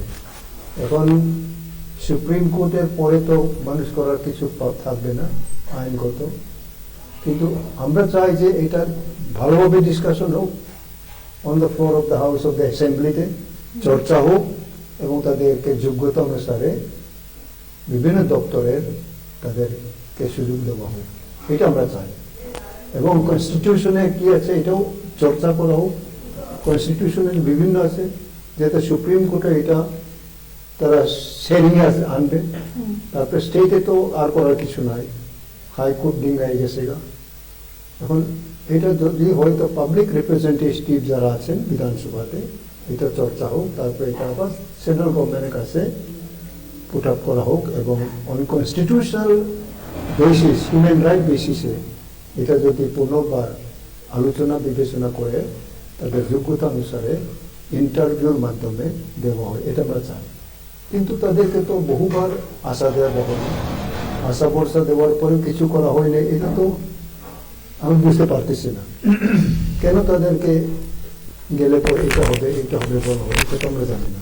কিন্তু আমাদের সিম্পল একটা অ্যাপ্রোচ যে তাদের জন্য এখন তো মনে হয় না যে 10,000 এত থাকবে তারা, হয়তো তাদের ওনারা যেরকম বললেন বিভিন্ন লোক তাদের যোগ্যতা অনুসারে বিভিন্ন চাকরি তারা নিয়ে গেছে গা। তার মধ্যে যারা এখনো আছে তাদেরকে তো ব্যবস্থা করতে হবে।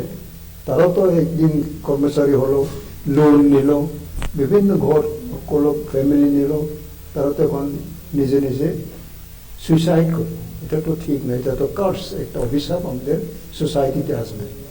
মানুষকে সরকারি দেওয়া হয়েছিল, সরকারের কাছ থেকে আবার ছিনে নেওয়া হলো, এটাও তো একটা অভিশাপ আমরা পাবো। কাজে এটা আমাদের অবজারভেশন, এবং যদি কোনোদিন আমরা সুযোগ পাই ওই লাইন আমরা যাইতে চাই।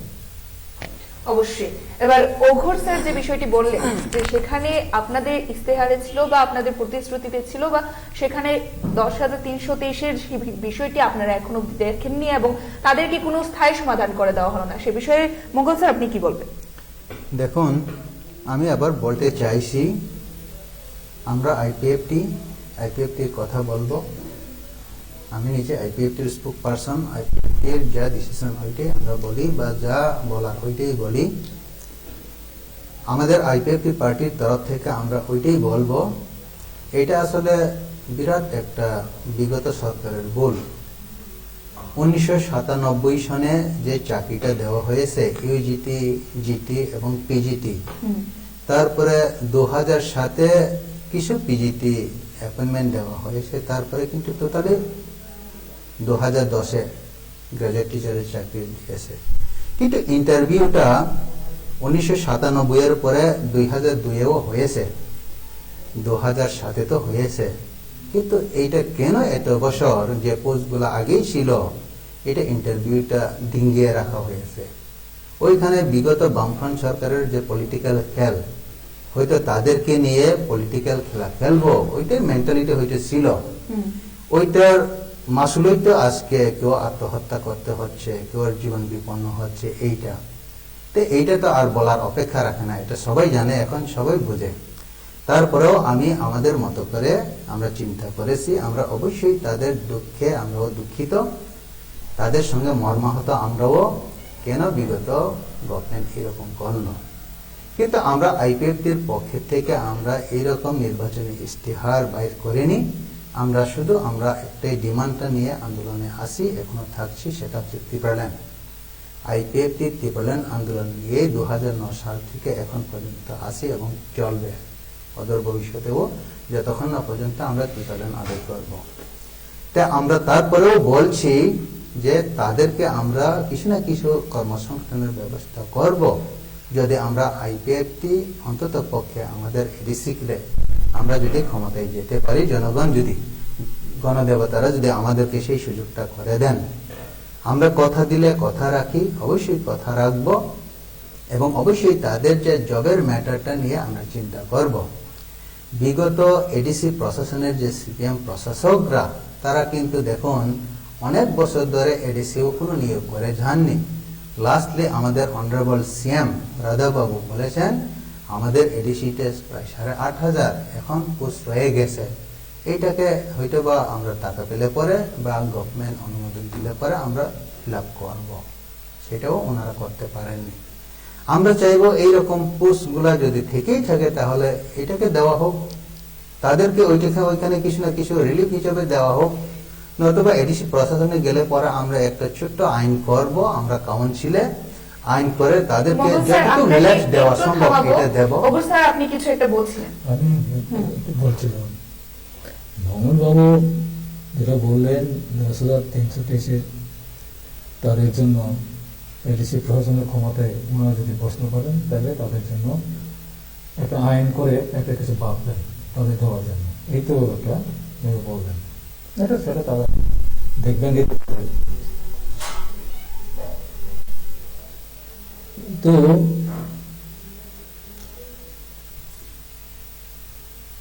এই যে এডিসিতে মানে কোনো নিয়োগ হয়নি, এই যে মহাবাবু বললেন বামফ্রন্টের সময়, এটা তো ঠিক না। না, আমি বলছি অনেক বছর ধরে নিয়োগ করা হয়নি। যদি নিয়োগ করা হয়ে থাকে তাহলে কেন 8,500 পোস্টটা এখানে থেকে যাবে বিগত দিন? এটা নতুন ক্রিয়েশন? নতুন ক্রিয়েশন না, এটা আমার কথা না, অনারেবল সিএম রাধাবাবুর কথা। আমি ঠিকই তো আমি বলছি, ব্যাখ্যাটা বুঝেছি, এটা আমি দিচ্ছি। আমি 2005 সাল পর্যন্ত 5 সালেও ছিলাম এখানে, তখন চাকরি হয়েছে। কেমন নিয়মিত করেছি আমি মানে আমাদের প্রশাসনটা করেছি, আমি ব্যক্তিগত না, প্রশাসনটা করেছি মানে আমি থাকার সময়। এই পোস্টগুলি কি করে আসে? এই পোস্টগুলি সাধারণত যারা রিটায়ারমেন্টে চলে গেল, এটা কি ব্রড ফরওয়ার্ড, এগুলি চলে আসছে এই জায়গায়। এটা এই জায়গায় থাকবে না, প্রতি বছরে এইগুলি কেউ না কেউ রিটায়ারমেন্ট হয়, কেউ কেউ মারা যায়, পোস্টগুলি অটোমেটিক এগুলি মানে চলে আসে। 8,500 হ্যাঁ, পোস্ট রিটায়ার হয়ে গেল, না, না, না, তাদের এটা না। করা হয়নি, এটা কিভাবে হয়? এটা না, 2005 থেকে 2020 পর্যন্ত কাকে কতটুক অ্যাপয়েন্টমেন্ট দেওয়া এটা- হয়েছে, এটা এটা কোনো ক্লিয়ারেন্স নেই, না কোনো ক্লিয়ারেন্স আপনারা দিতে পারবেন না। রাঘব বাবু রাইট টু ইনফরমেশনে যদি যাই আমরা ওইটাই আমরা পাবো যে ওইখানে 2005 পরে আর কোনো একজন অ্যাপয়েন্টেড হয়নি, যদি হয়ে থাকে কিছু হয়তো 1-2 পার্সেন্ট হয়েছে এইরকম। মামুন বাবু এত বেশি জানা যাবে না। 2005 পরে 2020 তো 2020 না 19-20 এই মাঝখানে ইন টোটাল চলে আসা 8,000 পোস্ট দেখেন, এই তো ব্যাপারটা। হুম। হ্যাঁ, আইন ক্লিয়ার। হ্যাঁ, 8,500 প্রায়। ঠিক আছে, 8,000। হুম। এখন প্রশ্ন হলো, এটা তো হিসাব অ্যাকাউন্ট চলে আসে, হুম। ফাইনালি অ্যাকাউন্ট কেমন, তো এটা তো আসতেই পারে, রিটায়ারমেন্টে যায় অথবা মারা যায় অথবা কোনো দপ্তরে বিশেষ প্রয়োজনে পোস্ট ক্রিয়েট হয়ে গেল, এই হিসাব করে এটা স্টেট গভর্নমেন্টও তাই। এটা শুধু এদেশে না, স্টেট গভর্নমেন্ট মহানগর যখন প্রশাসনে যাওয়ার সুযোগ পাবেন, ওনারাও তখন দেখবেনই যাবেন, এটা বলে। এখন কিন্তু একটা কথা আমি জবাব দিতে গিয়ে আমি যেটা বলার চেষ্টা করছিলাম, সেটা হচ্ছে যে এডিসিতে বাম থাকা মানে কোনো নিয়োগই হয়নি, যে কথাটা বলছেন, এটার সঙ্গে একমত হওয়ার কোনো সুযোগ নাই। স্যার, আমি আপনি বলেছি আমার দীর্ঘ বলার বছর ব্যাপারে- ধরে কোনো নিয়োগই হয়নি, দ্যাট ইজ আফটার 2005। ওটার পরে আপনারা ওইটার মানে একজ্যাক্ট ওইটা দিতে পারবেন না, যেহেতু করা হয়নি। দেখুন আমাদের পঞ্চায়েত সেক্রেটারি যেটা, এটা কিন্তু স্টেট গভর্নমেন্টের অ্যাপয়েন্টেড কোনো কর্মী, ওইটা দিয়ে কিন্তু ভিলেজকে চালানো করা হয়। ভিলেজ কমিটি আপনারা যেটা বলছেন, এখন 587টা ভিলেজ কমিটি আছে, ওইখানে যদি পোস্ট ক্রিয়েট করে আমরা ভিলেজ সেক্রেটারি করা যেত, তাহলে 587 জন একজন ভিলেজ সেক্রেটারি একটা ভিলেজ কমিটিতে করা হলে, কিন্তু একজনে তো হয় না, অ্যাটলিস্ট 2 জন লাগে, 2 জন হলে তার ডাবল নিয়োগ করা যেত। এইভাবে কিন্তু বিভিন্ন পোস্টে কিন্তু মানে আমরা নিয়োগ করতে পারতাম। নতুবা আমাদের যে কেবিটি কগ্রক টিচার, যেটা অনেক বছর আগে এডিসি অ্যাপয়েন্টমেন্ট দিয়েছিল, তারপরে টোটালি স্টপ। আমাদের অনারেবল দশরথ বাবু যে চালু করে গিয়েছিলেন কগ্রক টিচার, এটা কিন্তু দেখুন তাদের রিটায়ারমেন্ট অনেকটা হয়ে গেছে, তারপরে নিয়োগ আর হয়নি। ইভেন জোট সরকারে আইপিএফটি এবং আইপিএফটি সেই এডিসি প্রশাসনে যে 300 জন নিয়োগ করেছিল কগ্রক টিচার, তারপরে কিন্তু টোটালি স্টপ। তারপরে দেখুন 2000 সন থেকে 2020 প্রায় 18-20 বছর ওইরকম কোনো পোস্ট ক্রিয়েশনই হয়নি, তাহলে তো হবে এখানে বড়ি পোস্ট হবে। এইটা অন্তত পক্ষে আপনারা যদি বলে যেতেন, ওইটাতেও তারা কিন্তু একটু রিল্যাক্সটা পেত। দেখুন মহানবাবু, এইটা মানে এখানেই শেষ হবে, মানে এইরকম জায়গায় থাকবে না। এটা আপনাকে বলে রাখি যে এটা একটা সিস্টেম, এখানে পোস্ট বিভিন্ন সময় পোস্ট ক্রিয়েট হয়, অর্থাৎ এসেছে টাকা পয়সার প্রশ্ন আছে, সব সময় এটা করাও জানে। আরেকটা দিক হচ্ছে, আমি যদ্দূর জানি, তখন তো আমি তখন নেই, যেটা কথাবার্তা আমি শুনেছি, স্টেট গভর্নমেন্টের সঙ্গে কথাবার্তা তারা হচ্ছিল যে ভিলেজ কমিটির লোকগুলি এই মানে যাতে অন্তত ওই পঞ্চায়েত সেক্রেটারি বা ভিলেজ কমিটির সেক্রেটারি অন্তত স্টেট গভর্নমেন্ট থেকে সেখানে দেওয়ার ব্যবস্থা হয়, এবং কিছু দিয়েছে। কারণ ওই পোস্টগুলো এমনি দেওয়া যায় না, এডিসিকে পোস্ট ক্রিয়েট করতে হবে। এই হিসাবে এটা এডিসি পোস্ট ক্রিয়েট করেছে, তখন সম্ভবত করেছে, কেন সবখানে স্টেট গভর্নমেন্টও দিতে পারেনি। এতগুলি মানে পোস্ট বা পঞ্চায়েত সেক্রেটারি তাদের আছে, ভিলেজ এবং পঞ্চায়েত সেক্রেটারি তাদেরকে ভিলেজ কমিটির সেক্রেটারি হিসাবে একে রিনেম করে এই সমস্ত জায়গায় বসিয়েছে, তাতে এই ইন একটু আগে honorable আপনাকে একটু বিকারাম থামাবো, altogether, না না এই একটু আগে আমাদের পুলিশ honorable সম্ভবত- বিকারাম স্যার, আপনাকে বলেছিলেন একটু থামাবো, আপনাকে। এডিসি মানে এডিসিতে ভিলেজ কমিটির ওই প্রভিজন নেই, ভিলেজ কাউন্সিল হওয়ার কথা ছিল, ওইটাও আপনারা ভিলেজ কমিটি মানে পঞ্চায়েত অ্যাক্টের অনুসারে আপনারা করে রেখেছেন। তারপরে পুশ কিন্তু ওইখানে ভিলেজ সেক্রেটারি দিয়ে করানো মানে পরিচালনা করার কথা ছিল, দেখুন। ওইটাও আপনারা করেননি, পঞ্চায়েত সেক্রেটারি দিয়ে সেই প্রশাসনকে চালিয়ে রেখেছেন। তারপরে বিভিন্ন রকম যে পুষতে এইভাবে যে আপনারা ডিপ্রাইভ করে রেখেছেন, তারপরে এইরকম বেকারের বোঝা, এইরকম কর্মসংস্থানের অভাব তো হবেই। না, না, না। আপনারা প্রপার এটা- ইনিশিয়েটিভ তখনই নিতেন, অন্তত পক্ষে 38 বছর এডিসি আমরা হয়েছে, এডিসি পেয়েছি যে তার মধ্যে ম্যাক্সিমাম ইয়ার আপনারাই শাসন চালিয়েছেন। আপনি বলছেন যে আপনাদের- 38 বছরে 8,000 বেকার, মানে 8,000 পোস্ট। না না, আমি বলছি না 38 বছরে 8,000, আমি বলেছি 2005 এর পর থেকে ওইখানে Yes, yes, পুশ আমি ইয়ে করা আপনাকে হয়নি। বলছি, আপনি বলছেন 38 বছর কিছু হয়নি, আর 2005 থেকে 2020 মধ্যে 8,000 পোস্ট ভ্যাকেন্ট পড়ে আছে। আর শুধু- এটা তো এইভাবে চিন্তা করলে তো আপনি হ্যাঁ, তো শুধু বললেন, এইটা না, দেখো স্যার, একটু আমরা কথা বলতে- জেনারেল এরিয়া থেকে যদি এডিসি এরিয়াতে পাও বাড়াই ঢুকি, তারপরে যেখানে রাস্তা ভাঙা শুরু হয় ওইখানে ওটা এডিসি তো গেল একটা দিক। তারপরে যেখানে কারেন্ট মানে স্ট্রিট লাইট পোস্ট যেখানে জ্বলে না ওইখান থেকে এডিসি শুরু। এইভাবে আমরা দেখেছি দেখুন। যে 38 ইয়ার্সে 38 বছরে দেখুন। এডিসিতে আমরা বিভিন্ন ভাবে আপনার সঙ্গে- আপনিও স্বীকার করেছেন। না, আমি- না না, আপনিও বলেছেন এডিসিতে আমরা সঠিকভাবে উন্নত করতে পারিনি, আমরা তো এটাই আমি বলছি। এই কথা বলিনি তো। না না, প্রথম দিকে না, না, না, না, বলেছিলেন তাহলে আমার কথা এডিসিতে বুঝতে ভুল করেছেন। এডিসিতে এই কথা আমার অশান্তি। সঙ্গে বলেনি। এটা তো এখনই কথা বললাম, এডিসিতে অশান্তি বিরাজ করছে, এটা তো আমি বিরাজ করছে, এখন- এইটা তো আপনি আগে স্বীকার এটা করেছেন। তো এখনকার কথা। এই যে আইপিএফটি গভর্নমেন্ট ক্ষমতায় আসার পরে ওনাদের প্রশ্ন ছিল না, এখন দেখুন। এদেশি এলাকায় শান্তি করার ক্ষেত্রে, উন্নয়নের ক্ষেত্রে কি কি পরিস্থিতি এই রয়েছে? পরিস্থিতি, এই প্রসঙ্গে আমি তো বলছিলাম, আপনি তো ভুল, আপনি বুঝতে কোন আইপিএফটি বিজেপি সরকার আসার দেখুন। পরে না আমাদের এডিসি এলাকাতে অশান্তি কিন্তু প্রথম থেকেই আমরা আপনার মানে মার্জার এগ্রিমেন্ট উইথ ইন্ডিয়ান ইউনিয়ন, তারপর থেকে কিন্তু আমরা অশান্তিতে বলতে আছি। পারেন না, বললে তো আমার করার কিছু নেই। কিন্তু না, না। আমি আপনি যাই বলেন না কেন, এই যে লক্ষ লক্ষ মানুষ যে আছে তারাই তো তাদের যা অভিজ্ঞতা তারাই তো বলবেন। আমি আপনি বললে কি হবে এই জায়গায়, তারা কি অভিজ্ঞতা, আমি- আদৌ কি ঠিক, আমি যা বলছি এটাই ঠিক না আপনি যে বলছেন মানুষ মানুষ ভাববেন, মানুষ দেখবেন এই স্যার, জায়গায়। সেখানে আপনি কিন্তু নিজেই অভিযোগ realize উঠে করুন না। আসছে, বিগত দিনে অভিযোগ উঠে এসেছে, বিগত আমলেও কোনো কাজ হয়নি, এখনো হচ্ছে না। তো সেই বিষয়েই আমরা জানতে চাইছিলাম, তো এবারে কি বলবেন? দেখুন, যদি বলি উপজাতীয় এলাকার উন্নয়নের কথা যদি বলি, উপজাতীয় এলাকার উন্নয়ন বলতে কিছুই ছিল না। এটা আমরা কংগ্রেসের শাসনও দেখলাম, কিছু হয়নি এই জায়গার মধ্যে। স্কুল ছিল না, রাস্তাঘাট ছিল না, পানি আপনাদের শাসনকালে কিন্তু আপনারা কি করেছেন? বামফ্রন্ট ক্ষমতায় আসার সময় এডিসি এবং রাজ্য সরকার ক্ষমতায় আসার পর প্রথমত অর্থনৈতিক বিকাশ, রাবার বাগান, এই যে মঙ্গল বললেন ফরেস্ট রাইট অ্যাক্টে রাবার, আরে ভাই এটা তো সেন্ট্রাল গভর্নমেন্টের নির্দেশ, রাবার এটা জিতেন চৌধুরী যখন ফরেস্ট কত দরবার করতে হলো, কতবার দরবার করতে হয়েছে, তারপরে শেষ পর্যন্ত অনেক লড়াই করে শেষ পর্যন্ত তারা রাজি হয়েছেন, তো করা যায়।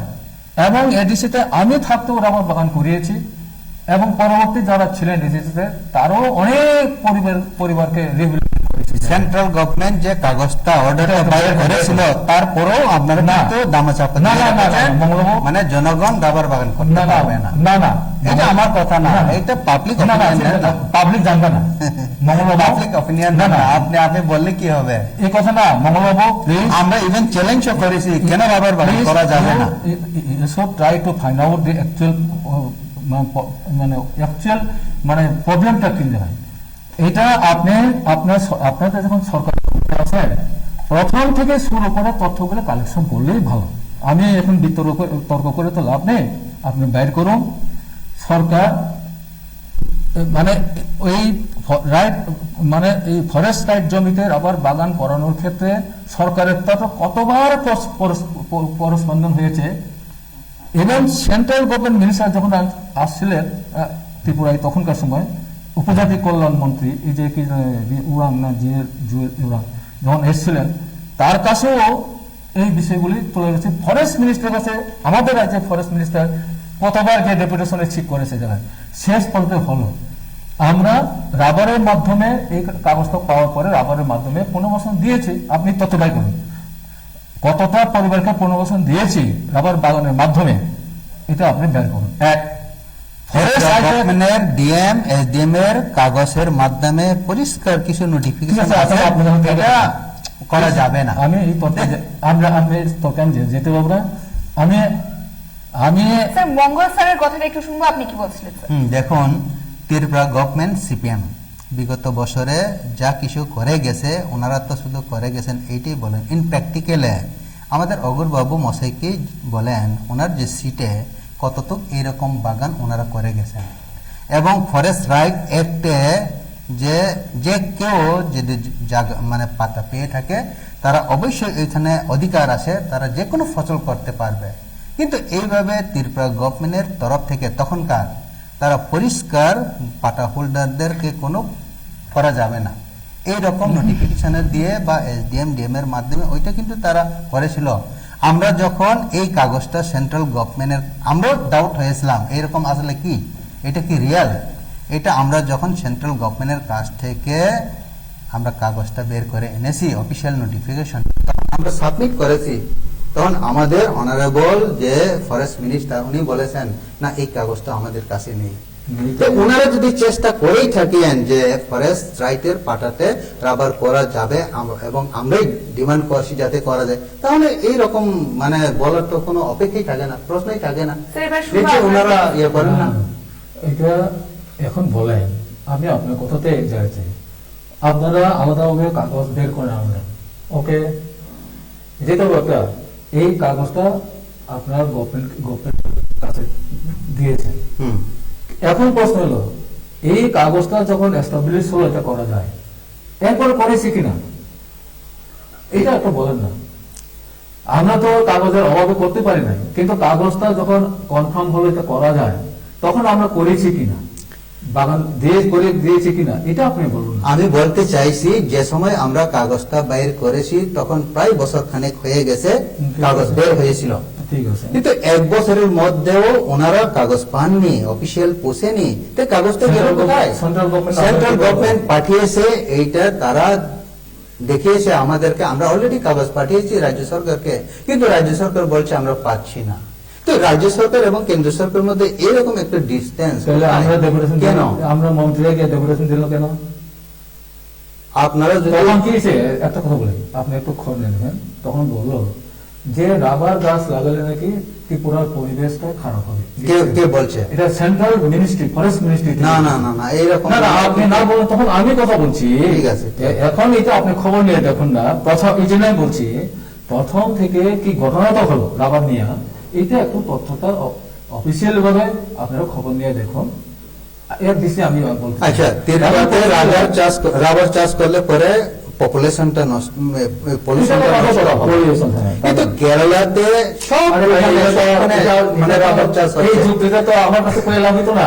তাদের জন্য এগাইন ত্রিপুরার জন্য এটা তো আমিও চাই না, না আমিও চাই না, কিন্তু এরা তখন এই প্রশ্নেই তারা আমাদেরকে কইছে রাবার বাগান করানো যাবে না, তার জন্য গভর্নমেন্ট তরফ থেকে বহুবার ডিবেট করতে হয়েছে, ক্রস হয়েছে, এই হলো ঘটনাগুলি। এখন এই তথ্যগুলি ঠিক আছে কিনা, এখন এটা খবর নিয়ে দেখলে হয়, এটা নিয়ে তর্ক করার সুযোগটা নেই।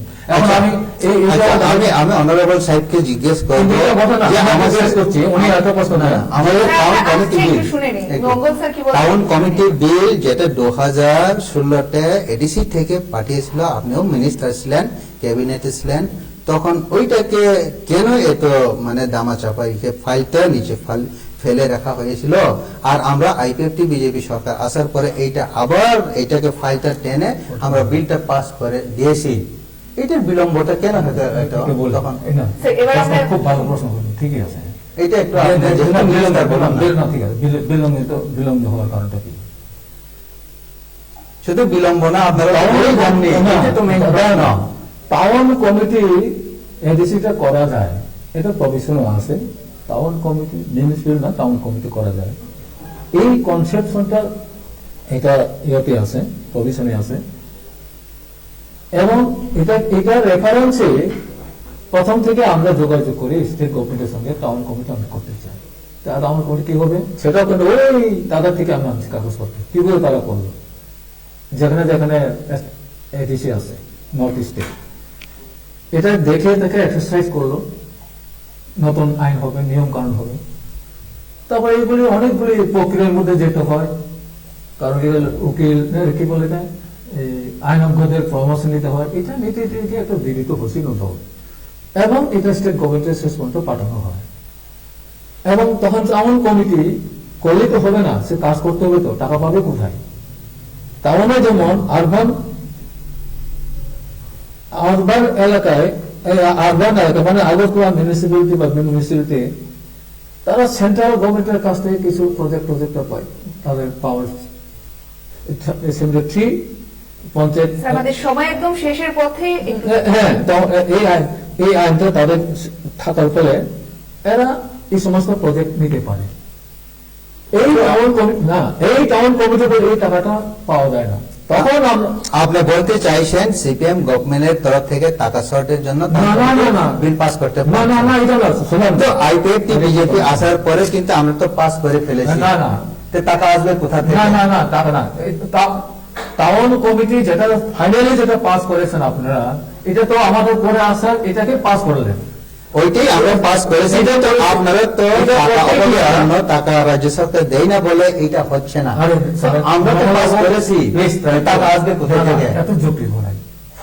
এই বিলটা স্বয়ং সম্পন্ন করার জন্য যতটা সম্ভব মিউনিসিপ্যালিটি তারা যাতে সেন্ট্রাল গভর্নমেন্ট থেকে রিসোর্স মোবিলাইজ করতে পারে, আর এডিসি টাউন কমিটিও যাতে এই সুযোগটা পায়, এটাকে তারা করার জন্য একটা ফর্মুলেট করতে হয়েছে আইন কানুন দেখে এটা করতে গিয়ে একটা সময়টা নিয়েছে, আমি না করতেছি না। এটা কারেক্ট করে দেওয়ার পরে, এটা রাজ্য সরকার এটা আসার পরে এইদিকে আমাদের তখন ওই কি যে নির্বাচন ইত্যাদি হওয়ার জন্য এটা আমরা করে দিতে পারি। এটা তো ঠিকই কইছেন আপনি, আমরা করে দেবেন। এই বিলটাই তো আপনি অ্যাপ্রুভ করলেন, আমরা যা করছি এই বিলটা অ্যাপ্রুভ করলেন, কেমন?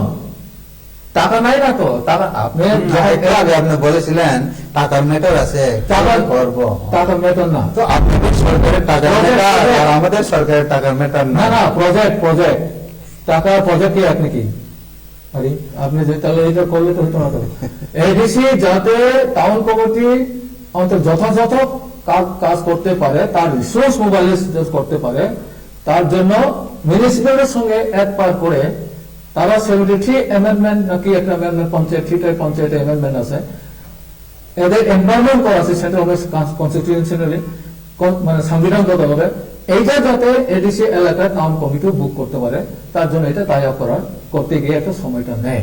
আমি এই কথাটা বলছি। আমরা এই বিষয়ে আবারও অন্য আরেকদিন থাকবো। আজ আমাদের সময় একদম শেষের পথে, আজকে আমরা এখানেই শেষ করব।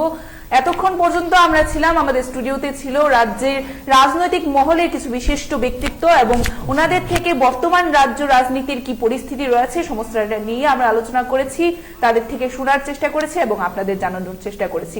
এবার অবশ্যই আপনারা জানাবেন আমাদের অনুষ্ঠানটিতে আপনাদের কি নিজস্ব মতামত ছিল, এই বিষয়গুলিতে আপনাদের কি মতামত ছিল, অবশ্যই কমেন্টসের মাধ্যমে আমাদের জানাতে পারেন। এখনকার মতো আমাদের অনুষ্ঠান এখানেই শেষ করছি। বিভিন্ন আপডেটস নিউজ দেখতে অবশ্যই চোখ রাখবেন সোশ্যাল বাংলার পর্দায়। নমস্কার। আপনি কি নিজের এবং পরিবারের স্বাস্থ্যকে নিয়ে চিন্তিত? বাজারে রাসায়নিক দেওয়া আনফ্রেশ শাকসবজি খেতে বাধ্য? দাম দিয়ে কিনছেন কিন্তু আনফ্রেশ? তাহলে আপনার চিন্তা দূর করতে আমরা এসে গেছি লেটস বাজার নিয়ে। লেটস বাজার, ক্ষেত থেকে ডিরেক্ট আপনার বাড়িতে।